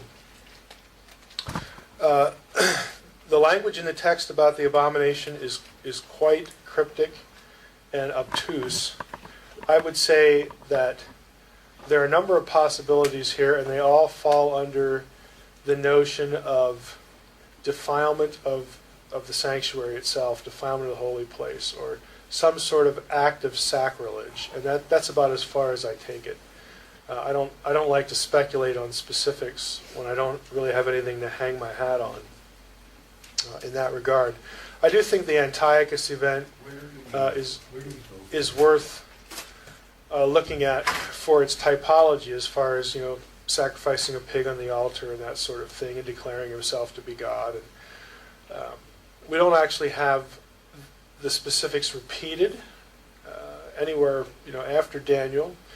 All we have is the phrase that's associated with it. So I'm not willing to say that the same ritual acts will occur, but I am willing to say that there's some sort of act of defilement and blasphemy that occurs there. So that's a quick run through of that. What I want to do now is flip through some prophetic topics and, put a divine counsel flavoring on certain things. And also, just to show you that there are some interesting ways that certain issues get approached in the academic literature that you might not be aware of. So we saw this flow here: assumptions, the bias, some problems and flaws. We sort of tracked through that last time, and we want to hit on some of this again. Not so much, curiosities, but I'll mention a few things that might be worth thinking about, but they're speculative. So as far as points of clarity, now this is the part where I'm essentially going to tell you what I feel really comfortable saying and what I feel we have a high degree of certainty about. I think that the kingdom has been inaugurated in the first coming, the first advent, and these ideas right here are, in my view, painfully evident in the New Testament. I just don't see how you can miss them. Satan is, I use the word disbarred because I'm playing on the office of the Satan there, the accuser. I made the comment that he's essentially a prosecutor without a perp when it comes to Christians. It's just a pointless activity in terms of accusing Christians, laying some claim on them that they will die and go to the underworld where he is their owner. That just isn't the case anymore. The gods are disqualified from their jobs. They will be displaced. The gods of the nations. The nations, again, are sort of in default in terms of their ownership. They are being repossessed. The nations are being repossessed, if we can use that language. The kingdom is a global force identified with the church. The kingdom present, again, the king present as the Spirit who is Jesus, is but isn't Jesus, that sort of thing. So again, these are ideas I think that are pretty clear from the text. Now the consummation, the final, the apex of these things would be Satan is going to be eliminated and done away with. The gods are going to be dethroned and eliminated. The nations will be completely repossessed. The kingdom will be a global presence as a new Eden, and the king will be present incarnate. Again, these are my basic positions. So I believe in the kingdom already being here, but not yet in its fullness. I think the Lord will return. I think we will have the Lord on earth with his people in his global kingdom. And in my view, I merge that with the idea of a new heaven and new earth, i.e. the eternal state. So I appreciate I like the amillennialists over here, and I like the premillennialists over here, but I don't like the term millennium. Because I think it's just too restrictive. So we're going to focus on these things and see some divine counsel flavoring here. So moving forward to the past, the new Eden. I hit this last year, so I will do this a bit quickly. I think that this might be a good way to frame it. We have the human family of believers who will join the divine family. I do not believe that we all get to become Yahwehs and then we get our own planets and, I'm not a Mormon. Let's just put it that way. Um, I don't get a bunch of wives in the future? no, you don't get a bunch of wives or anything like that. So. But there is a sense that there is a New Testament doctrine of what scholars call theosis, becoming divine. Okay, we become like him, but we don't become him. Right? There's a difference there.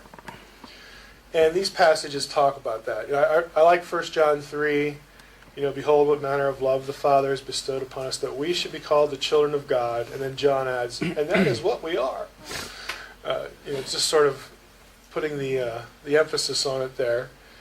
And it talks about being like him, we'll be like him, we'll be as he is, we'll see him as he is and be like him.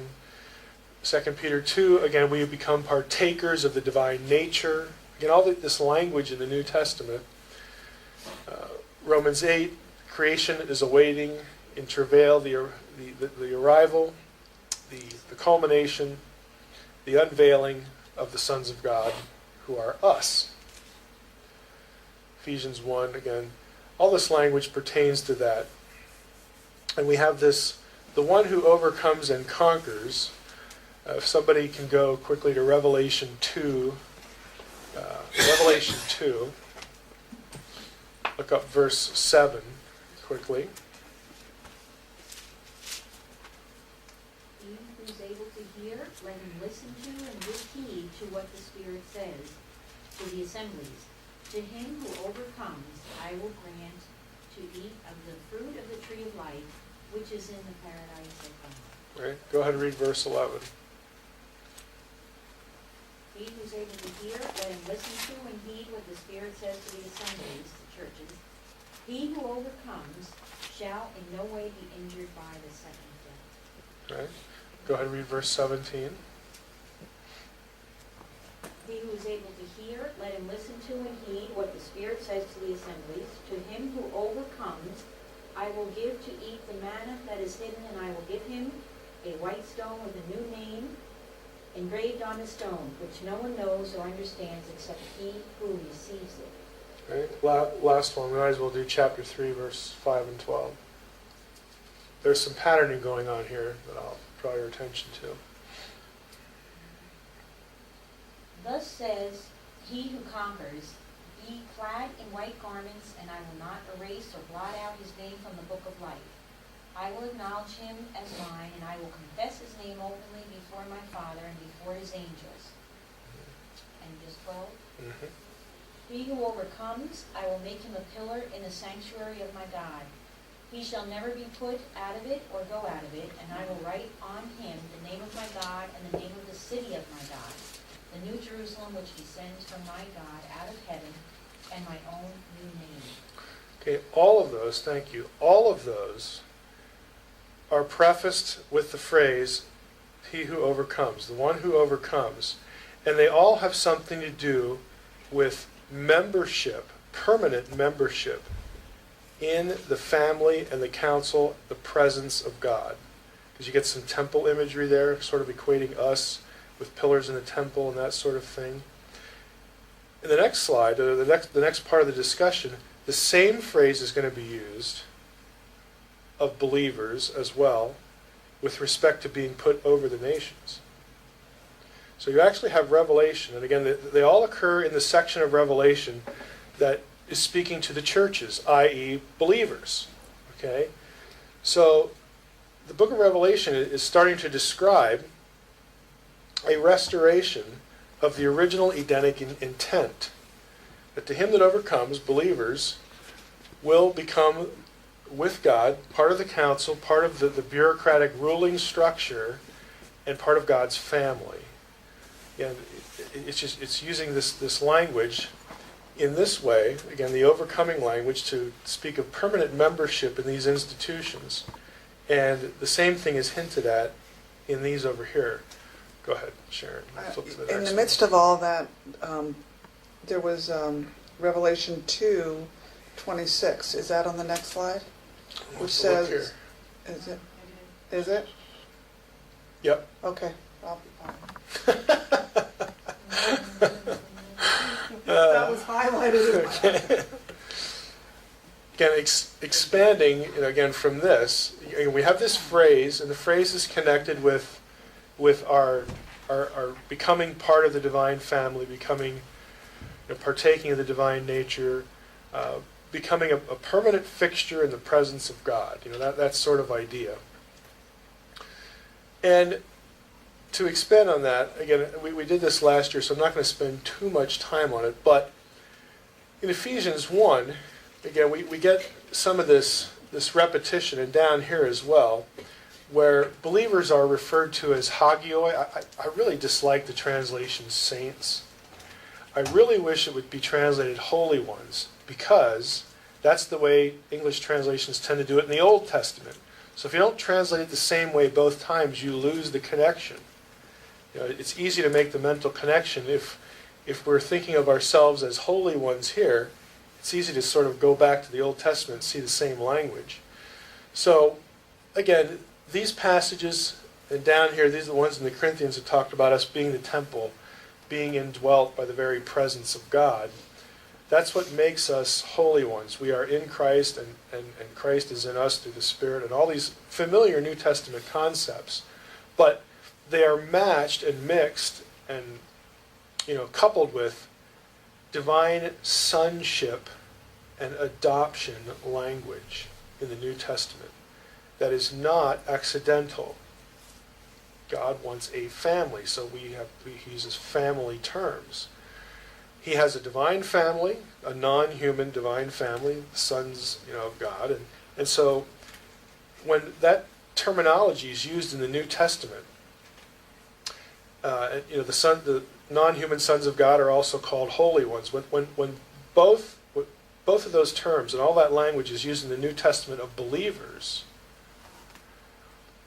there's a deliberate conceptual connection being made that is inherently Edenic. Because again, if you think back to Eden, it was God on earth with both his heavenly beings, because where God is, the council is. They're inseparable. And he creates humankind to image him. The image is a plural because the other beings also are his imagers. They represent him in whatever realm they're supposed to do, whatever tasks they have. Human beings are the same. So right away, from the very beginning, you have this sense of there's this conceptual linkage between God's people and his council holy ones, on earth with him. That gets disrupted, obviously, by the fall, and the rest of the story is trying to restore that. And when you get to the New Testament, you get the language again. You get the language repeated, and often in an eschatological sense. But even this, not all these passages here and back here, not all those passages are speaking of end times, of the final culmination. This is already but not yet as well. Okay? It's a reality that is, but its final form awaits. I think perhaps the best example of this is Hebrews 1 and 2, and I'll just summarize this. If you go to Hebrews 1 and 2 with a council setting in mind, I think it's one of the most powerful passages in the New Testament. Because there is Jesus in the congregation, which is how most translations put it. It's the same. It's one of the same words, that's used in the Septuagint for the council. Okay, there he is in the council, and what's he doing? He's presenting us to them and declaring us to be his brothers. I mean, it's so, pardon the expression, it's so pregnant with theology. It's an explosive passage that, people can appreciate it without a divine council context, but if you have that going in, it's just a reorienting thing as to what is going on in that scene. Because that's also the scene, well, which of the angels did God do this to? Which of the angels did God... and it's not about the angels, it's about us. And Jesus was the key, was the point person. And here he is in the council presenting us to God and his council as his brothers. And if we're his brothers, then we have shared ruling authority in that body, in that council, with him and with the Father. There's just so much that's in there. I mean, you could spend a couple hours just going through that. Yes. Is that why he had to become fully man? Yes, I think there's a deliberate connection there. To he is the what's the word I'm looking for? He's the hinge point. He's the point person. He's the matrix, the intersection, whatever of both realms, both membership classes, both ruling class. I mean, everything converges in him, which is one of the points. I don't think when he's called the Alpha and the Omega, it refers just to like eternity. I think it's beginning and ending. I mean, he is both the beginning and the end, and he's also the convergence point, Keystone. the keystone. And, you know, all these ideas, you know, that convey the. Well, here's another one: centrality, you know, of Christ. Go ahead. Michael, in looking in Hebrews chapter 1, verse 9, it says, Thou hast loved righteousness and hated iniquity, therefore God, even thy God, hath anointed thee with the oil of gladness above thy fellows.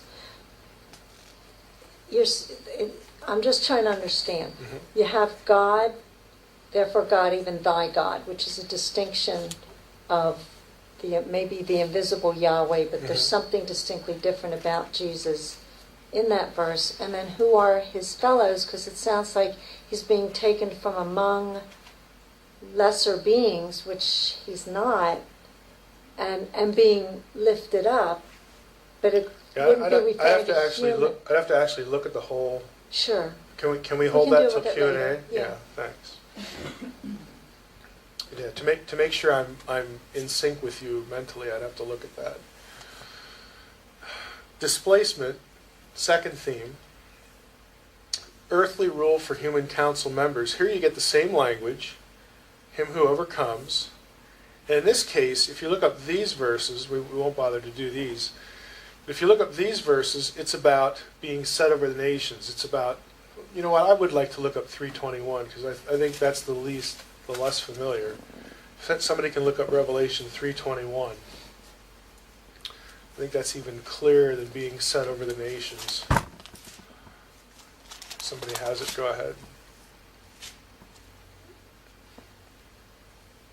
Revelation 3:21. Those who prove victorious, I will allow to share my throne, just as I was victorious myself and took my place with my Father on his throne. I mean, that's really explicit. I mean, believers get to share the throne. I mean, just think about that. It's very similar, but even more explicit than Daniel 7, when the Son of Man passage. It doesn't just end with the unveiling of the Son of Man, because the Son of Man receives everlasting dominion and kingship and all this stuff. But then if you keep reading, even there, the kingship is shared with the holy ones and the people of the holy ones.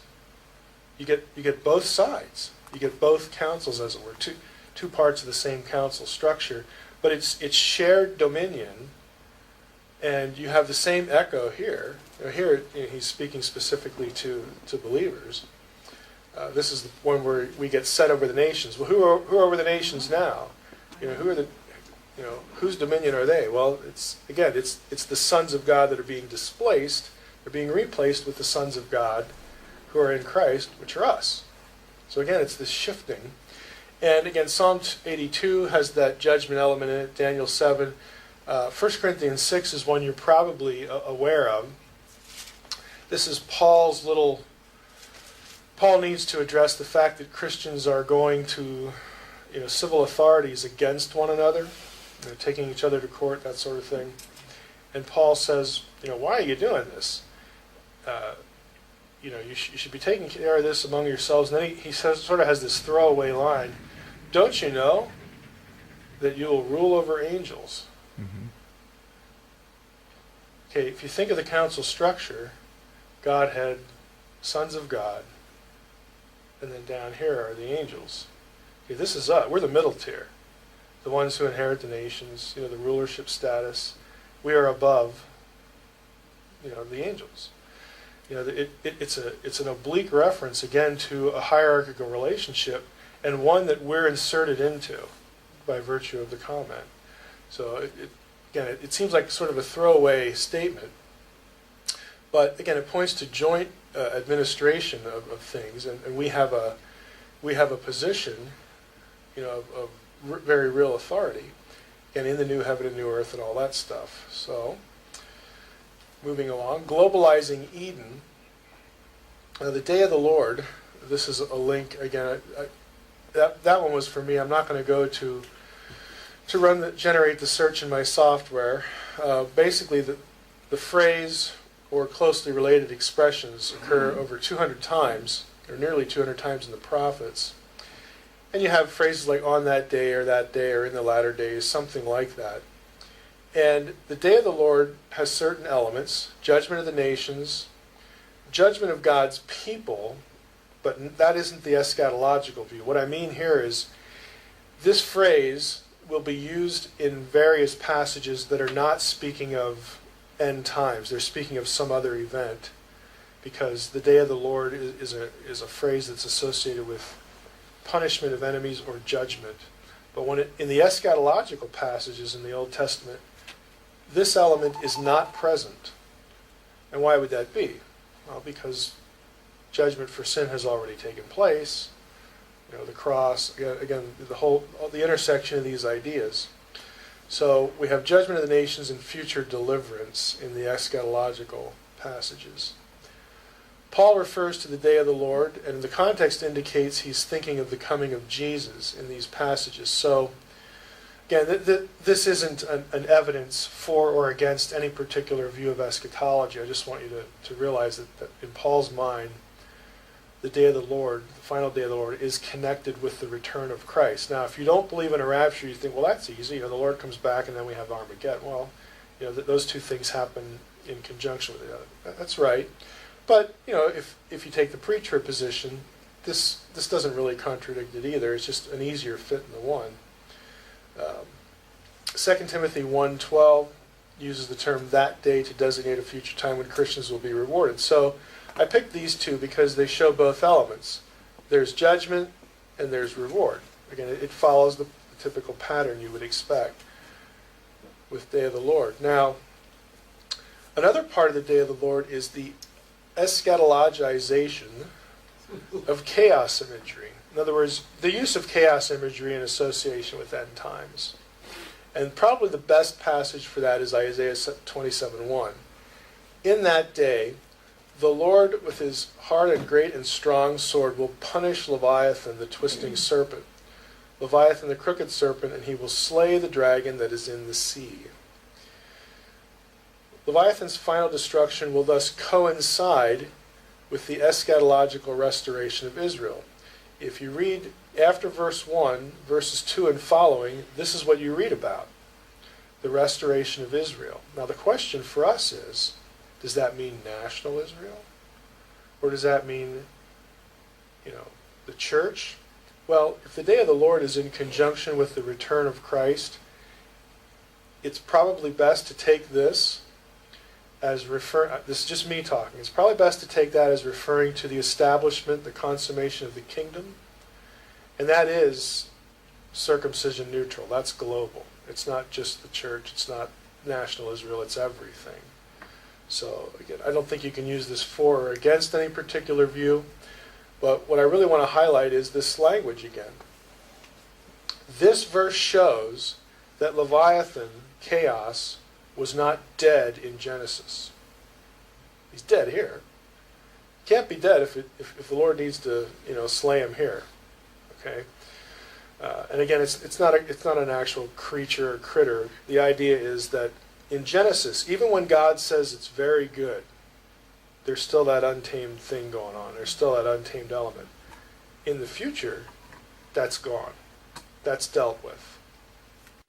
Which is why, we get these in the Old Testament, we get a foreshadowing of what the kingdom is going to be like. And of course, these things right here, sick and disabled, we could add resurrection to that. This is the kind of stuff Jesus is doing when he's around the first time. He wants you to know that the kingdom of God is here, and this is what it's going to be like. But of course, he knows that this is just the inauguration. This is the kickstart.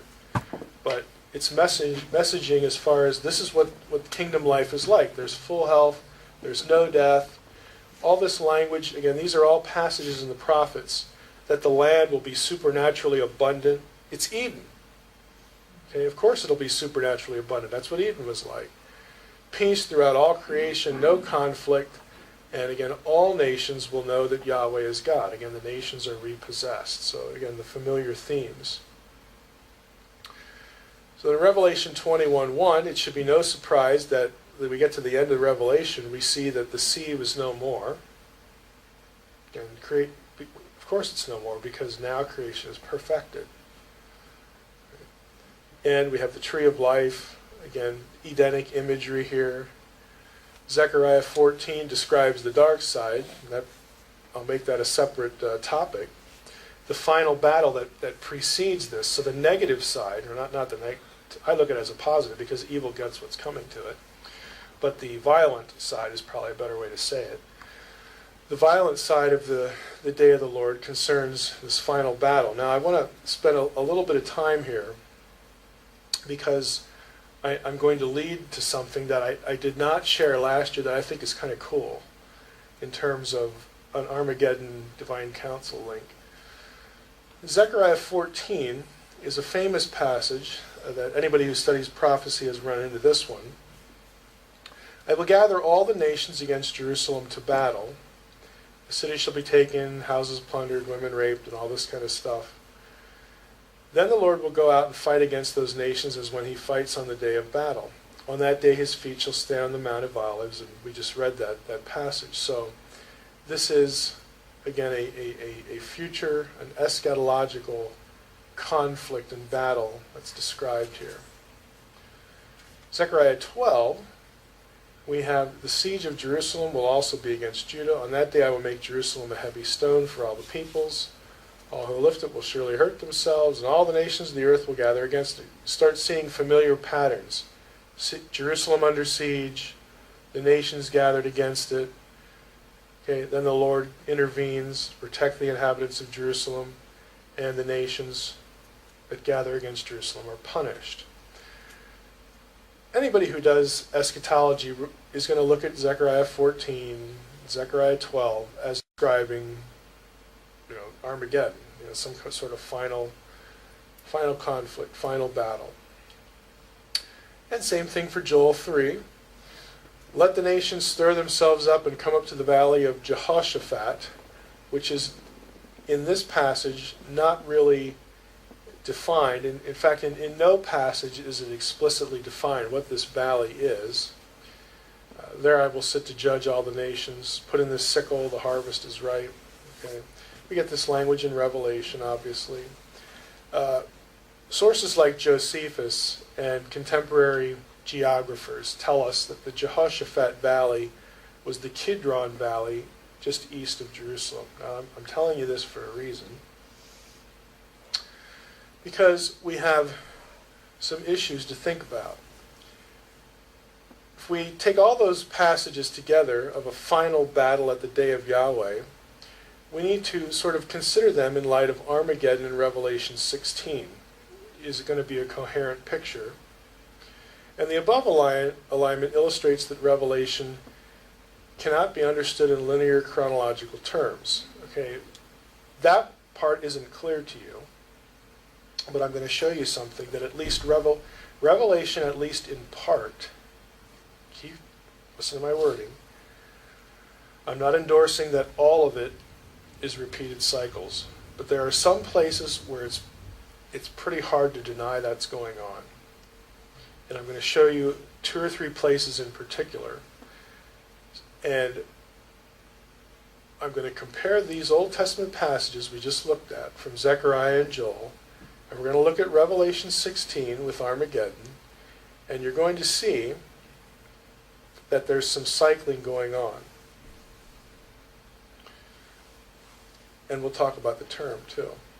Revelation 16. Behold, I'm coming like a thief. Blessed is the one who stays awake, so on and so forth. Familiar language. And they assembled them at the place that in Hebrew, it's important, that in Hebrew is called Armageddon. Seventh angel poured out his bowl into the air, a loud voice comes out, and we have an earthquake and great hailstones in association with this Armageddon event. Revelation 19, we have armies of heaven arrayed in fine linen, white horses. The one sitting on a white horse comes back. Again, everybody says this is the second coming. I would certainly agree. So here's the battle. Here's the intervention right here, the Lord's return. And after the Lord's return, we get this. He called, I saw an angel standing in the sun, a loud voice. He called to the birds that fly directly overhead. Come, gather for the great supper of God, to eat the flesh of kings and captains and mighty men, and the flesh of horses and their riders. Now the things that I have in blue here, earthquake, hailstones, calling to the birds come and eat the corpses and all that stuff, those are three things I want to zero in on. Well, here we have them listed. This is again another search that I'm not going to bother to link out to.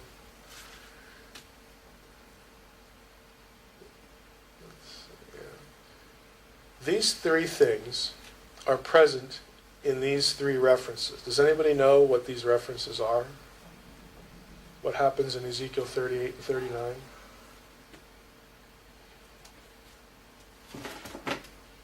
The destruction of Jerusalem. Be more specific. It's like Gog and Magog. It's Gog and Magog. Now, this I will come down on.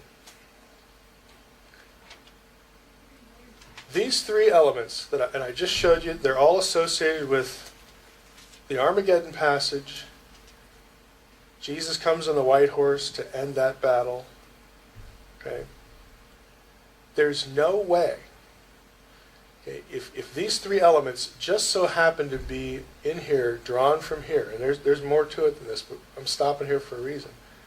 How in the world can you have Gog and Magog occur before the second coming, anywhere? A lot of your pre-trib systems have that. And there's a reason that they have it that will become apparent soon. Because they really want to have this be a separate event from Armageddon. Because not doing so sort of mars certain points of the chronological system.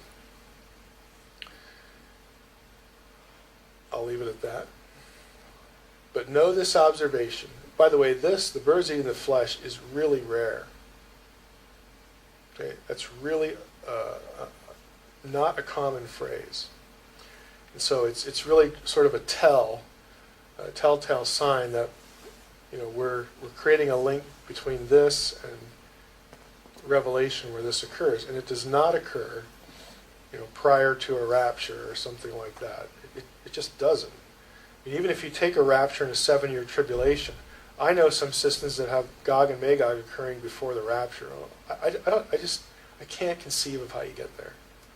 That's independent of the rapture issue. I'm coming down on that one because this is one of the passages I think there's most incoherence about in most prophetic systems, most prophetic schemes. And it used to be because Gog and Magog were somehow equated with Russia, okay, Prince of Rosh, which is actually a mistranslation. It's chief prince. Rosh is not Russia. Hebrew is not Russian. Just like English isn't Chinese. Just because I make certain sounds with my mouth in English doesn't mean the same set of sounds in Chinese mean the same things. You laugh, but that's where people are at. That's where they're at. And that is just utterly bogus. I mean, I don't know any other way to characterize that. Now, what that means is that this event, if it's tied to this, is connected in some way to Jerusalem, because all those other passages we just read, we had the final conflict at Jerusalem. And again, we have a reference here in Ezekiel 5:5 that refers metaphorically to the holy city, the city of Zion and things like that.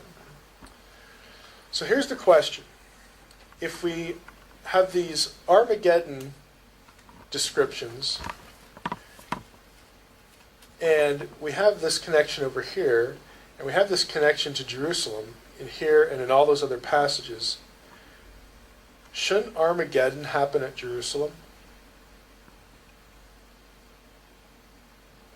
You would think, where do people usually put Armageddon?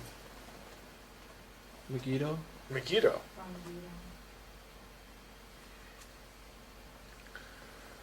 Why would Revelation 16:16 point to Megiddo when all the rest of the final battle passages point to Jerusalem? I would say it doesn't. Okay? Revelation 16:16 is not about Megiddo. Armageddon is not about Megiddo. That association is made because of the similar sound, the similar terminology, or parts of terms. The term Armageddon is actually a conflation, that is a combination of the earlier Jerusalem passages with this particular passage, Zechariah 12:10. Let's take a look at the term, because this is going to produce something that I think is really cool. Revelation 16:16, here they are. John says, they assembled them at the place that in Hebrew is called Armageddon. Now, if you look at the Greek, remember yesterday I said this little mark here is the rough breathing mark. It's the h sound. So in Greek, you would say this Har-Mageddon. Har-Mageddon. In Hebrew, Har means mountain. There are no mountains in Megiddo. Megiddo is everywhere else in the Old Testament described as a plain. If you've ever been there, you know that. It's just a wide, flat expanse. There is no mountain of Megiddo. Doesn't it sit at the base of the mount where I can't remember, Carmel? The base of Mount Carmel. Carmel is to the northwest. One tip of what would be the wider valley of Megiddo gets close to Carmel. And so you bring that up because that is the typical way that you get a mountain of Megiddo. That's cheating.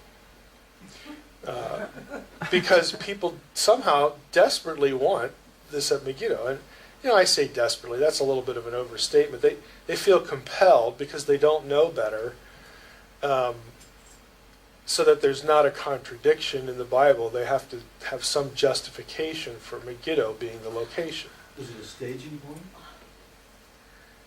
No. I would say not only do the other passages point to Jerusalem, but again, Megiddo is not a mountain and has no mountain. I don't think the point is Megiddo at all. Again, here's references to the plain of Megiddo. Here's what I think is going on with the term.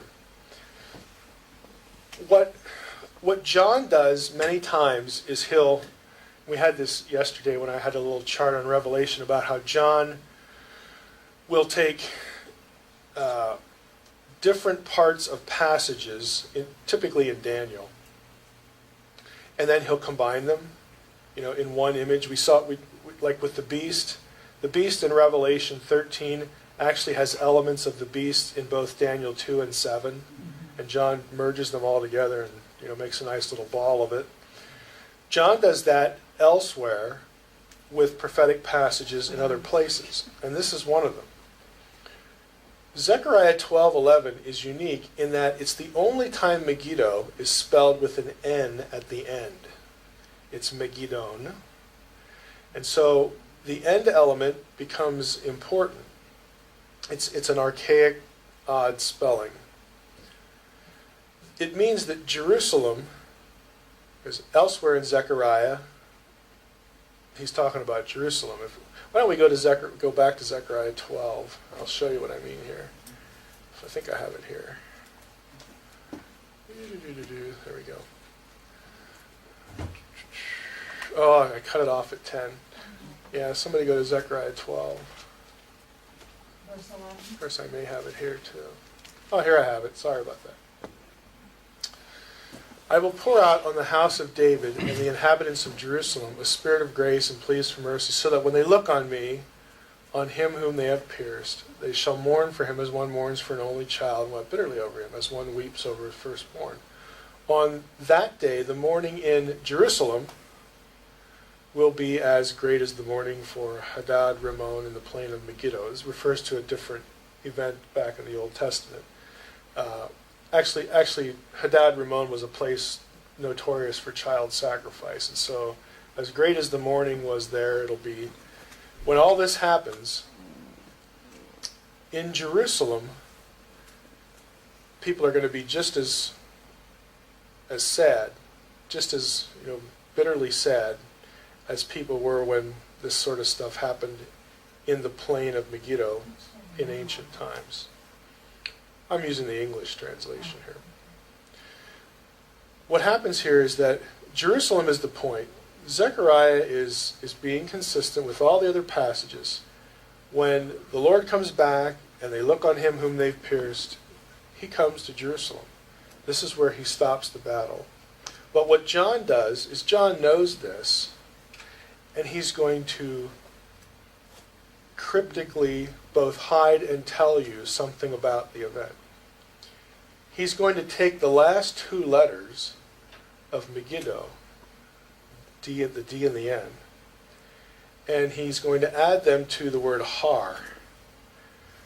Okay? And then we have to deal with the middle consonant. The other component of Megiddon, most assume that in Hebrew, these Greek letters are the Hebrew MGD, and so we get Megiddo. There's another option. This little squiggly here is also a Hebrew consonant that gets transliterated in Greek with a G, with a G. In Hebrew, you'd pronounce it like in the back of your throat. Best illustration is Gomorrah is actually spelled Gomorrah, not with the Hebrew G. But we don't have this, we have that. Okay? Greek didn't have this, but Greek had a G. So Greek actually uses a G for two different Hebrew letters. It's assumed when you get Mageddon, oh, it must be the G. I'm going to suggest that it's this one, because this word is really important in divine counsel stuff. Har-Mageddon is actually Har Moed, and the O-N is taken from the Zechariah 12 reference to link that with Jerusalem. What does Har-Mageddon mean? There's the literal translation. Mount of Assembly. And it comes from Isaiah 14, the Lucifer passage. How are you fallen from heaven, Halal ben Shakar? You said in your heart, I will ascend to heaven. Above the stars of God, I will set my throne on high. I will sit on the Mount of Assembly. I will sit on the Har Moed. The Har Moed. This is the place where the divine council meets. I am going to rule the council. I will ascend above the heights of the clouds. I will make myself like the Most High. Far reaches of the north is Hebrew Yarkate Tzafon. We've talked about Tzafon before, both the geographical and the cosmic north. So I want to talk about these two phrases, Har Moed. Har Moed tells you that the Battle of Armageddon is going to take place at and for Jerusalem, because that is where God lives. That is where the council is. That is the Mount of Assembly. And we have here the other phrase, the heights of the north, gets used in Psalm 48. Now think about what you're reading, because it's not going to make any literal sense. Great is the Lord, greatly to be praised in the city of our God, his holy mountain, beautiful in elevation, the joy of the whole earth, Mount Zion in the heights of the north, in the far north, in the Yarkate Tzafon, the city of the great king. Is Jerusalem located in the north? Not even close. The language is cosmic. It has nothing to do with literal geography.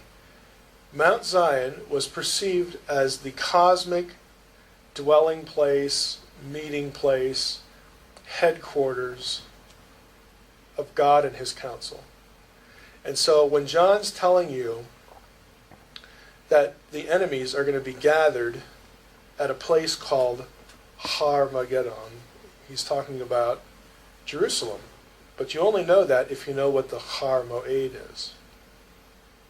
So it's a cryptic reference to all the passages agree. It's not that like 20 of them say the battle's at Jerusalem and then you get to Revelation and it changes to Megiddo. It doesn't. They're all in agreement. This is a battle for the holy city, for Mount Zion. That's what Armageddon is. Both in terms of,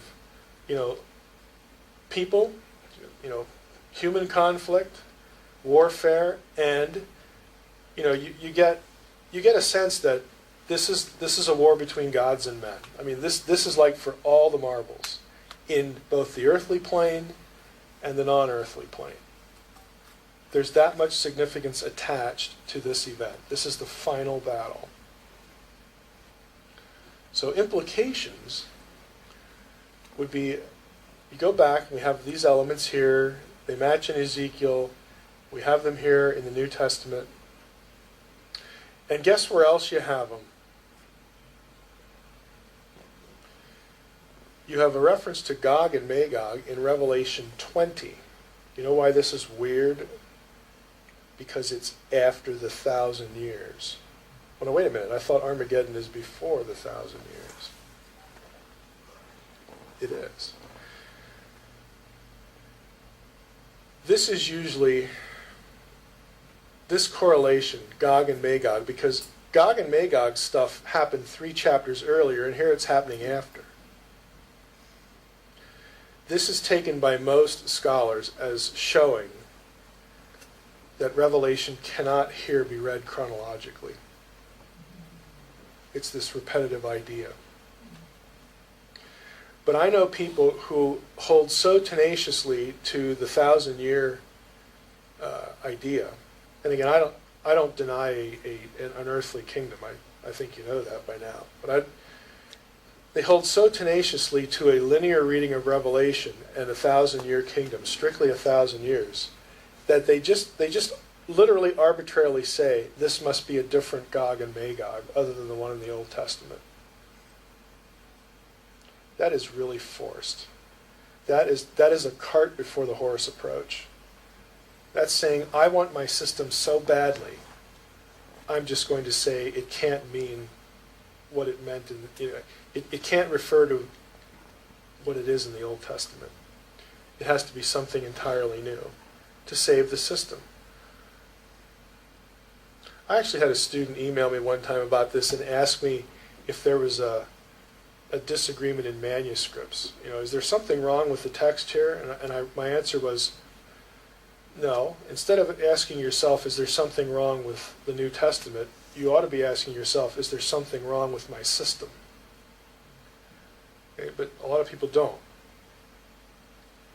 Again, language repeated before and after. And so the only way to really get that is this idea, at least here. So I've put these in red because this is where those terms show up, right here, and they show up here again, and they show up here again. So it's a cyclical thing, at least with respect to this much stuff.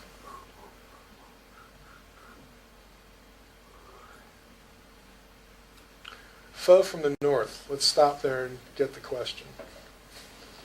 He says battle takes place in Jerusalem, probably Temple Mount. Mm-hmm. But Moses was given the plan for the temple, and see thou make it according to the plan I showed you in the mount.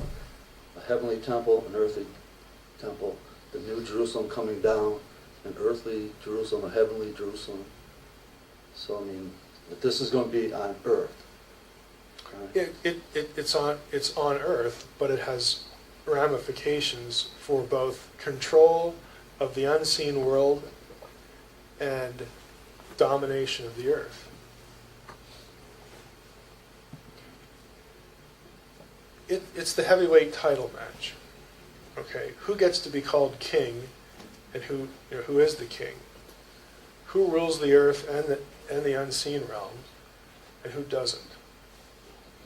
It is in every sense the final battle, the final conflict. And these beings have been here, I think, and they're coming back. Yeah, and so are God's, because Zechariah 14 talks about the Lord bringing his holy ones with him to this battle. This is why at Qumran, in the Dead Sea Scrolls, there's a famous Dead Sea Scroll called, appropriately enough, the War Scroll.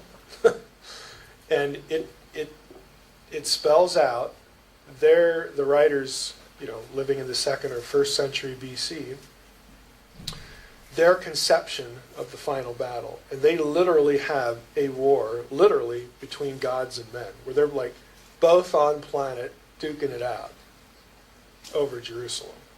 That's the prize.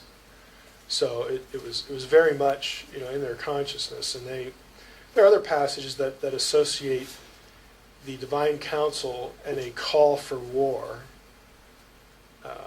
for Jerusalem. How would they come up with these concepts? I think what they're trying to communicate is that there's a seen world and an unseen world. They're both real, and they are both at stake. And this is the best way to do it. What other language would you use? I couldn't conceive of another way to describe conflict for a people. We have different metaphors for different things based upon our modern conception. We could call things a contagion or a cancer or something.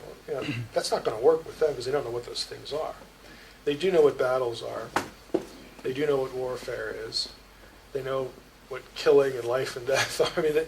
They know those things. And so warfare imagery, like we talked about a couple days ago, the putting your foot on the neck of the enemy and the dogs lapping up the blood, because they'd seen those things. That's the language of experience, of appearance. And so it's going to get used with respect to both realms, because that is what communicates the idea. To use something that's foreign, it's not going to occur to the author anyway. You're not going to be able. Think about it. I'm going to sit down and write a letter using unfamiliar metaphors to both me and that's just incoherent. You're going to use what you know and what the recipient knows. Another thing, in the Old Testament, there's what scholars call a recurring theme or motif. And I've mentioned this before, that everything bad just seems to come from the north. And there was a reason why militarily this happened, because of the Fertile Crescent and all that stuff. And it sort of created this twitchy psychology that, if trouble's going to come, it's just going to come from up there, because it sort of always does. That kind of thing. And we saw that the north, there's both literal geography, and then there's this cosmic north as well.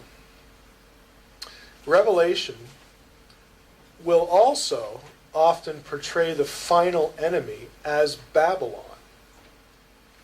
And that makes sense to the ancient reader, because Babylon took them into exile, and Babylon came from the north. So when you get to Ezekiel, Gog and Magog, guess where they come from?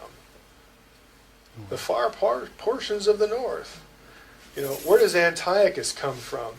The north, because that's where the Seleucid Empire was located. Again, this idea gets repeated over and over and over. And we talked about Bashan and, again, the cosmic north. So, again, here you have, of course, the map, and you've got Babylon over here, but they have to travel. To get down here, you have to descend from the north. Now, this works itself out in some unusual ways. And here you have descriptions of Babylon as being northern, and even though we know that it's not, and it's because of the travel route. Gog and Magog, again, from the north. There they are up there. So that's normal, that's natural. But this gets abstracted in a way that some Jews and early Christians, the way they conceived of Antichrist. This tradition led some to suspect that the great eschatological enemy, if you're a Jew, you're not going to use the word Antichrist. You're going to be thinking the enemy we have to face at the day of the Lord is going to come from the north. So they associated this with Bashan and Dan, because this was, again, the center of apostasy. And the reason they did that are certain passages like this. I just want to show you where this Dan Antichrist psychology comes from and how it gets argued. I think it's interesting. I'm not committed to it, but I do think there's something worth thinking about here. You know, I would say I haven't adopted this yet, but I'm still thinking about it. Dan shall be a serpent in the way, a viper by the path, that bites the horse's heels so that his rider falls backward. This is Jacob's blessing of his children, and then we get something that doesn't quite sound like a blessing. And it associates Dan, again, with serpentine language. Deuteronomy 30-22, of Dan he said, Dan is a lion's cub that leaps from Bashan. You know, Bashan is a loaded term. And the association in some sense is natural because Dan is like at Bashan, geographically. So you could restrict it to geography, or you could ask yourself, well, you know, should we attach some cosmic sinister meaning to this, and then, of course, to Dan? Now, the really odd thing that a lot of early Christian writers noticed is Revelation 7. You know where this is going. The 144,000, go ahead and turn to Revelation 7. I don't think I printed it out. You have your Bible, flip over to Revelation 7. And the part that we all know is there's 144,000, and the text says 12,000 from each tribe. Okay, go ahead and look at the passage.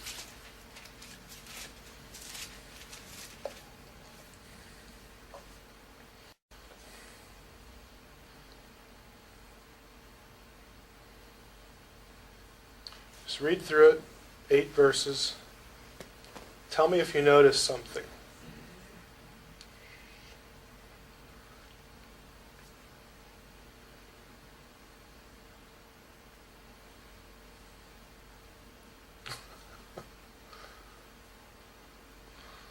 Leave it to Irenaeus to notice something like this. What do you notice? Dan is not listed. There are still 12 tribes, but Dan is not one of them. That means nobody, or does it? I shouldn't say that means. Does that mean that Dan is not a believing tribe? Dan is not elect? There are no believers from Dan. In other words, does that create a really creepy, sinister feeling about Dan?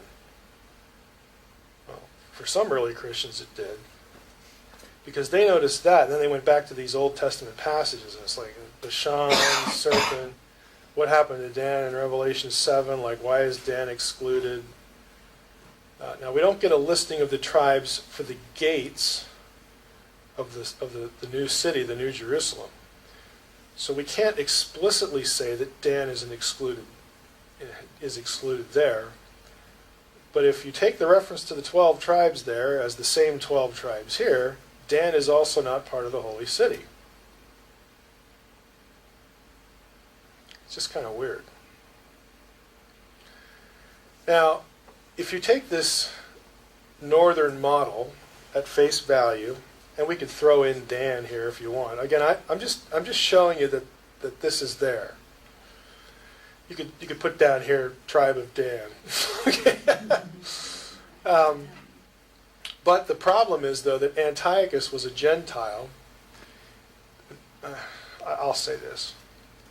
There are some and again, I don't say this because I think it creates a difficulty. It's not an insurmountable difficulty for inerrancy, but it creates a difficulty. Some scholars believe that Dan was not an original tribe. And that's because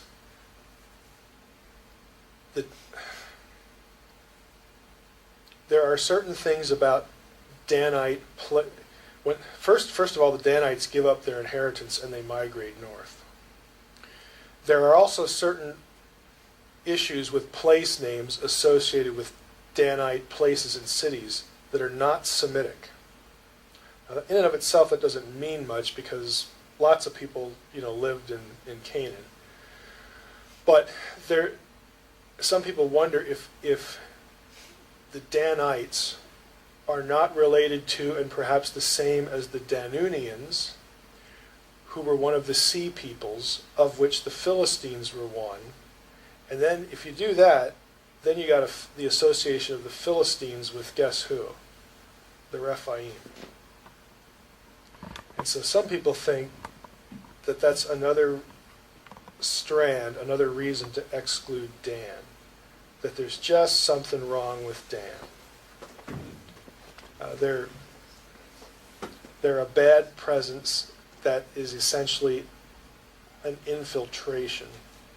It's also the Danites that are mixed up in the last 3 chapters of Judges, which are pretty horrific. There are other reasons for that, though. Again, I'm not coming down here anywhere. This I would put under the area of speculation. I'm just telling you this gets discussed in the literature. Back to the Antiochus model, this gets discussed too, and it's probably more familiar and digestible. Antiochus does or is these things. So there are some that would say Antiochus is sort of the poster boy, the template for characteristics of the Antichrist. The one that throws a lot of people is he was a Gentile, because there are a lot of people out there, the Antichrist must be a Jew because he needs to be like a flip version of Jesus. Well, We have 4 minutes till 12:30. okay. You can just be a pseudo-Messiah as well. It doesn't really attach any ethnicity to it. Antichrist and Nephilim, Rephaim. I'm actually going to stop here. If we want to do this in Q&A, we can. Because, again, this is another one of those things I'll file under. I just want to show you this because it gets discussed. And that is the gematria of 666. We will do that. Okay, so let's stop here. It's a good place to stop then. And we can come back and hit that. That won't take too long. Again, I'm not taking a position here. I'm not saying, hey, do gematria to your heart's content. I'm just bringing it up because in this instance, 666, it's very likely that we do have gematria because John tells us, here's a number. You have to figure out its meaning. It's the number of a man. Okay, the mystery isn't the number because he gives you that. The mystery is, what does it stand for? What does it mean? Now, gematria is like a subset of numerology. Gematria was very common in Jewish and Christian circles and other circles, but especially Jewish and Christian, because not all languages do this. So a lot of languages will have symbols for certain numbers, units of numbering, either the ones and the tens and the hundreds and the thousands and whatever. Hebrew and Greek do not have, as a normal course of things, a set of signs for numbers. They have consonants do double duty. So in the case of Hebrew, your first 9 consonants are numbers 1 through 9. So if I'm a scribe and I'm writing along and I want to say how old somebody is, I can either write out the number longhand like we would do, like 388, use the whole words. But if I wanted to just represent the number, I would pick certain consonants. The one that stood for 300, one that stood for 10, one that stood for 8, that kind of thing. So that lends itself to numbers having meanings, because when you have a number and you convert it to its consonants, in a lot of cases you have a meaning. Or what's often done is whatever the consonants are, that'll become a word, like a proper name or something. It just becomes its own word.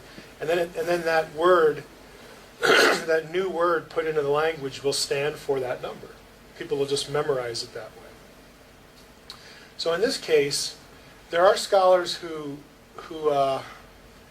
consider that 666 might have a gematria meaning, a gematria referent.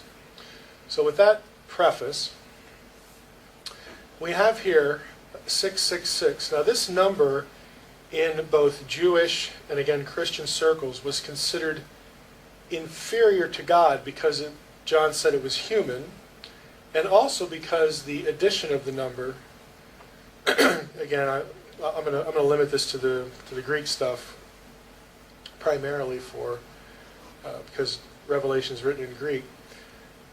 This number 666 was less than the name Jesus, which would be Jesus.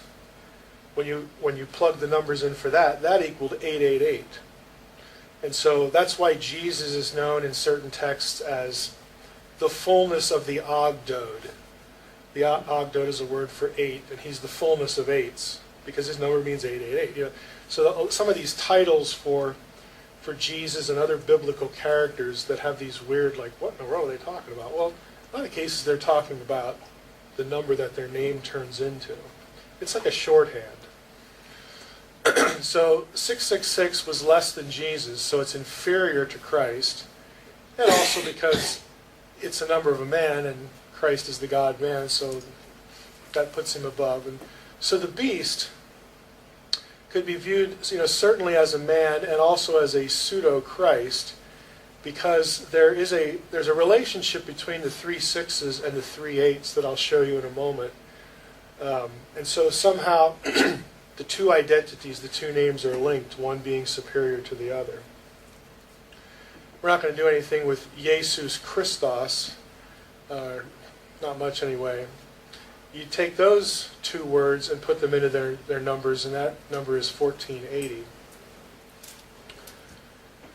Now, it just so happens, before I put that up,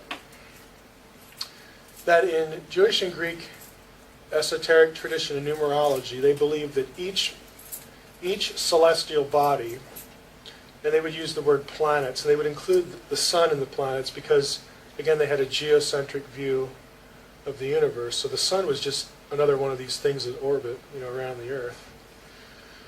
They believe that each one possessed a spirit and an intelligence, or was guided by a spirit and an intelligence.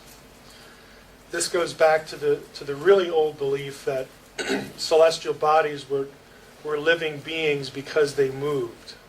And so this is why you get an overlap of divine being terminology, Elohim, with terms like Chokavim, the stars, heavenly hosts, that kind of thing. There was this presumed relationship. The name of this spirit or intelligence was derived from the numbers of that celestial body's magic square. Now, what the magic square was you took the first 36 numbers and you arrange them in rows so that it's kind of like Sudoku. By virtue of the arrangement, each row, horizontally, vertically, and diagonally, all added up to the same number. And once you were able to figure that out, that became known as the magic square, because it like works in every direction. And so each body had its own sort of magic square. And in this case, 666 reflects the magic square of the sun, because every row, this way, this way, this way, and this way, adds up to 111, and there are 6 of them. So you do the math, 666. Now, if we take 111 and take each one of these, 111, the sum, and put that into Hebrew, that produces the name Nakiel. That becomes sort of the code name for the number 111. Looks like that.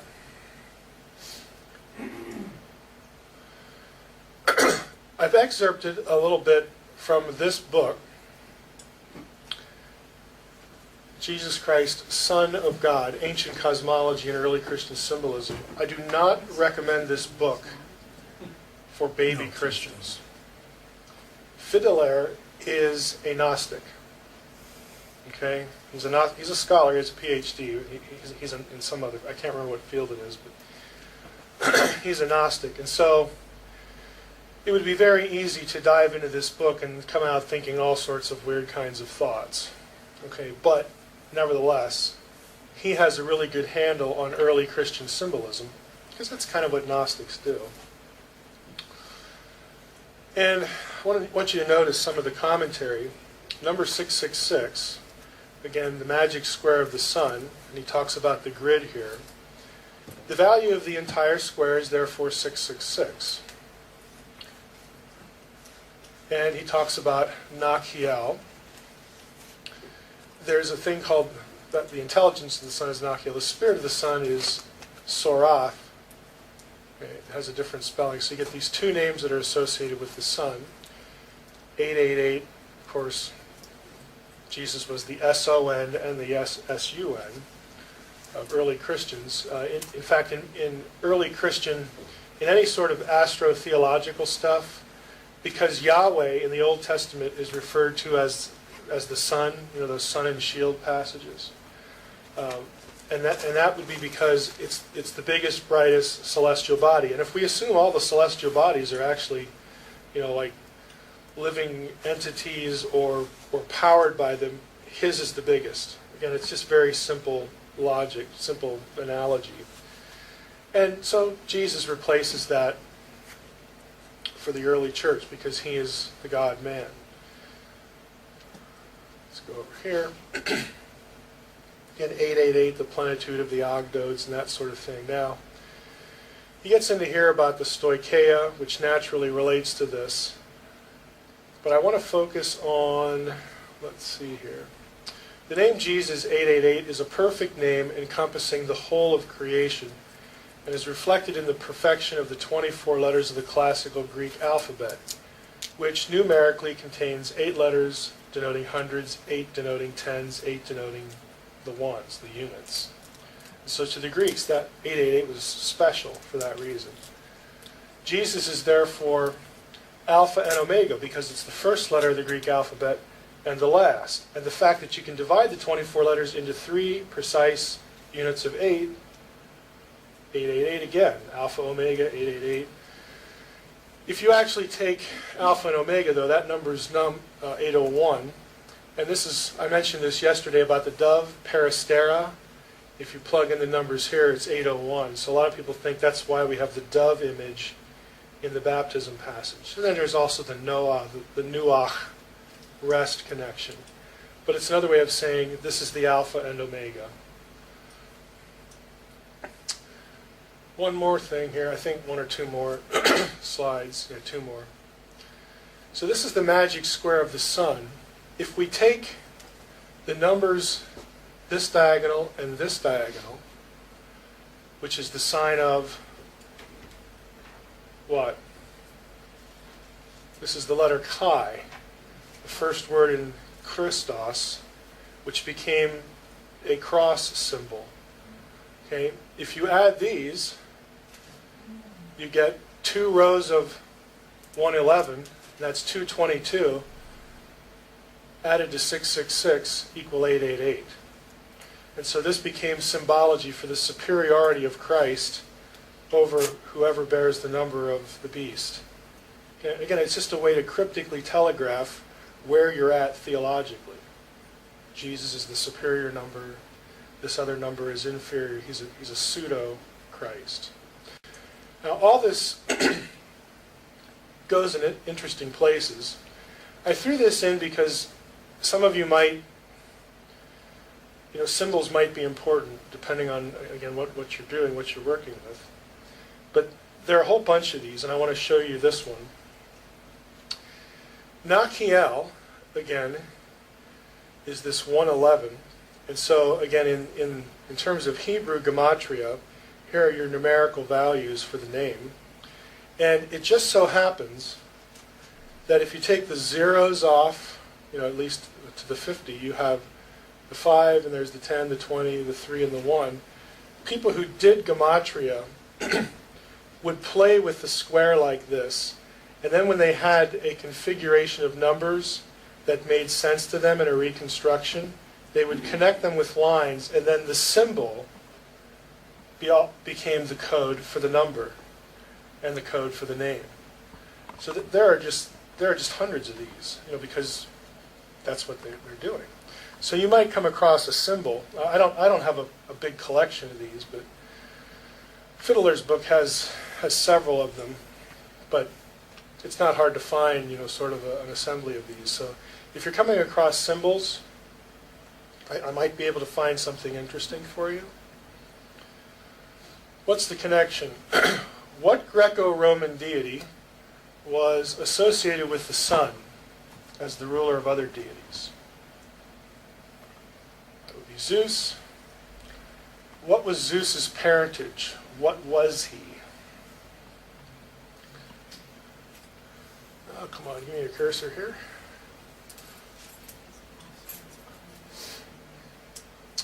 Zeus was one of the Titans.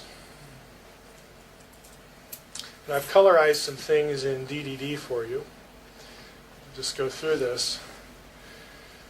In a strict sense, Titans is the collective name of only 6 of the sons of the original greater gods, sky, heaven and earth, Uranus and Gaia, whose 6 sisters and wives were also called Titanesses.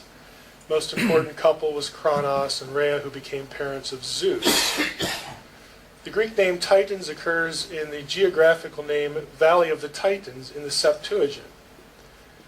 If you look this up in the Hebrew Bible or your English translation, can you guess what it's called? It's not the Valley of the Titans, because Titan is Greek. It's the Valley of the Rephaim. So again, now you have a conceptual link between the Rephaim, the Titans, Zeus, back to 666.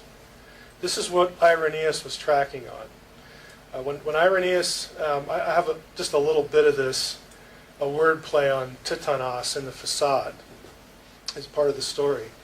But there's actually more to it than just the name. Irenaeus, in his book Against Heresies, discusses 666 and the different possible interpretations. And he doesn't necessarily endorse this, but he lets you know he kind of likes it. To him there's some coherence to it, because the Titans were also tyrants, and that's sort of the picture of the Antichrist in Revelation and whatnot. Let's go down here a little bit. I think I have one other, So, let's see here. Titan, again, in Greco-Roman thinking, and of course you have, if it's Greco-Roman, you have this connection to the Septuagint, which connects you to the Old Testament. Most of the children of Uranus and Gaia were of gigantic stature. Again, so Titans is still, in a wider sense, became more or less associated with giants and naturally the evil powers. The I always mess this up. Titanomachy, this is the battle, the wars of the giants that are described in Greek mythology. And the Gigantomachy really goes into this a little more.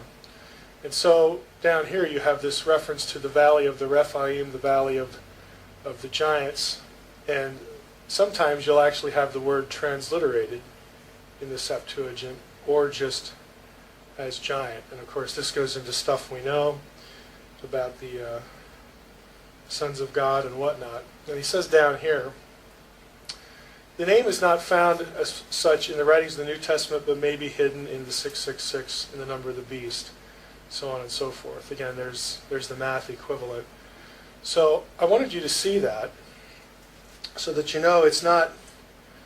it's not just something off somebody's website. There are actually scholars who look at this and essentially say it's kind of worth thinking about. I mean, this might be the point of the number. And so you say, well, what would the point be? Well, in some way, the number of the beast might be a clue or a telegraphing,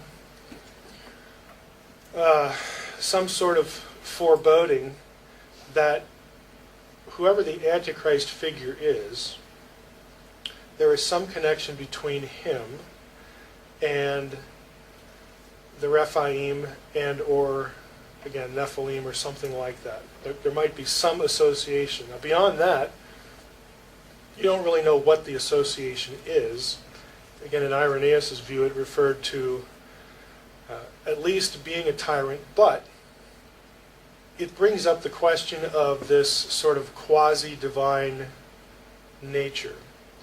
And you could have someone come along and just claim to be a God-man and be able to do, amazing things, or, even more literally than that, you could have some sort of incarnation, that would be able to pull that off. Again, all of that is speculation, and it's all built off the assumption that 666 is gematria that works in that direction that I just showed you. I don't know that it does, and neither does anybody else, but it was something that church fathers considered, and it's something that scholars still write about, and at least throw into the mix as far as an option.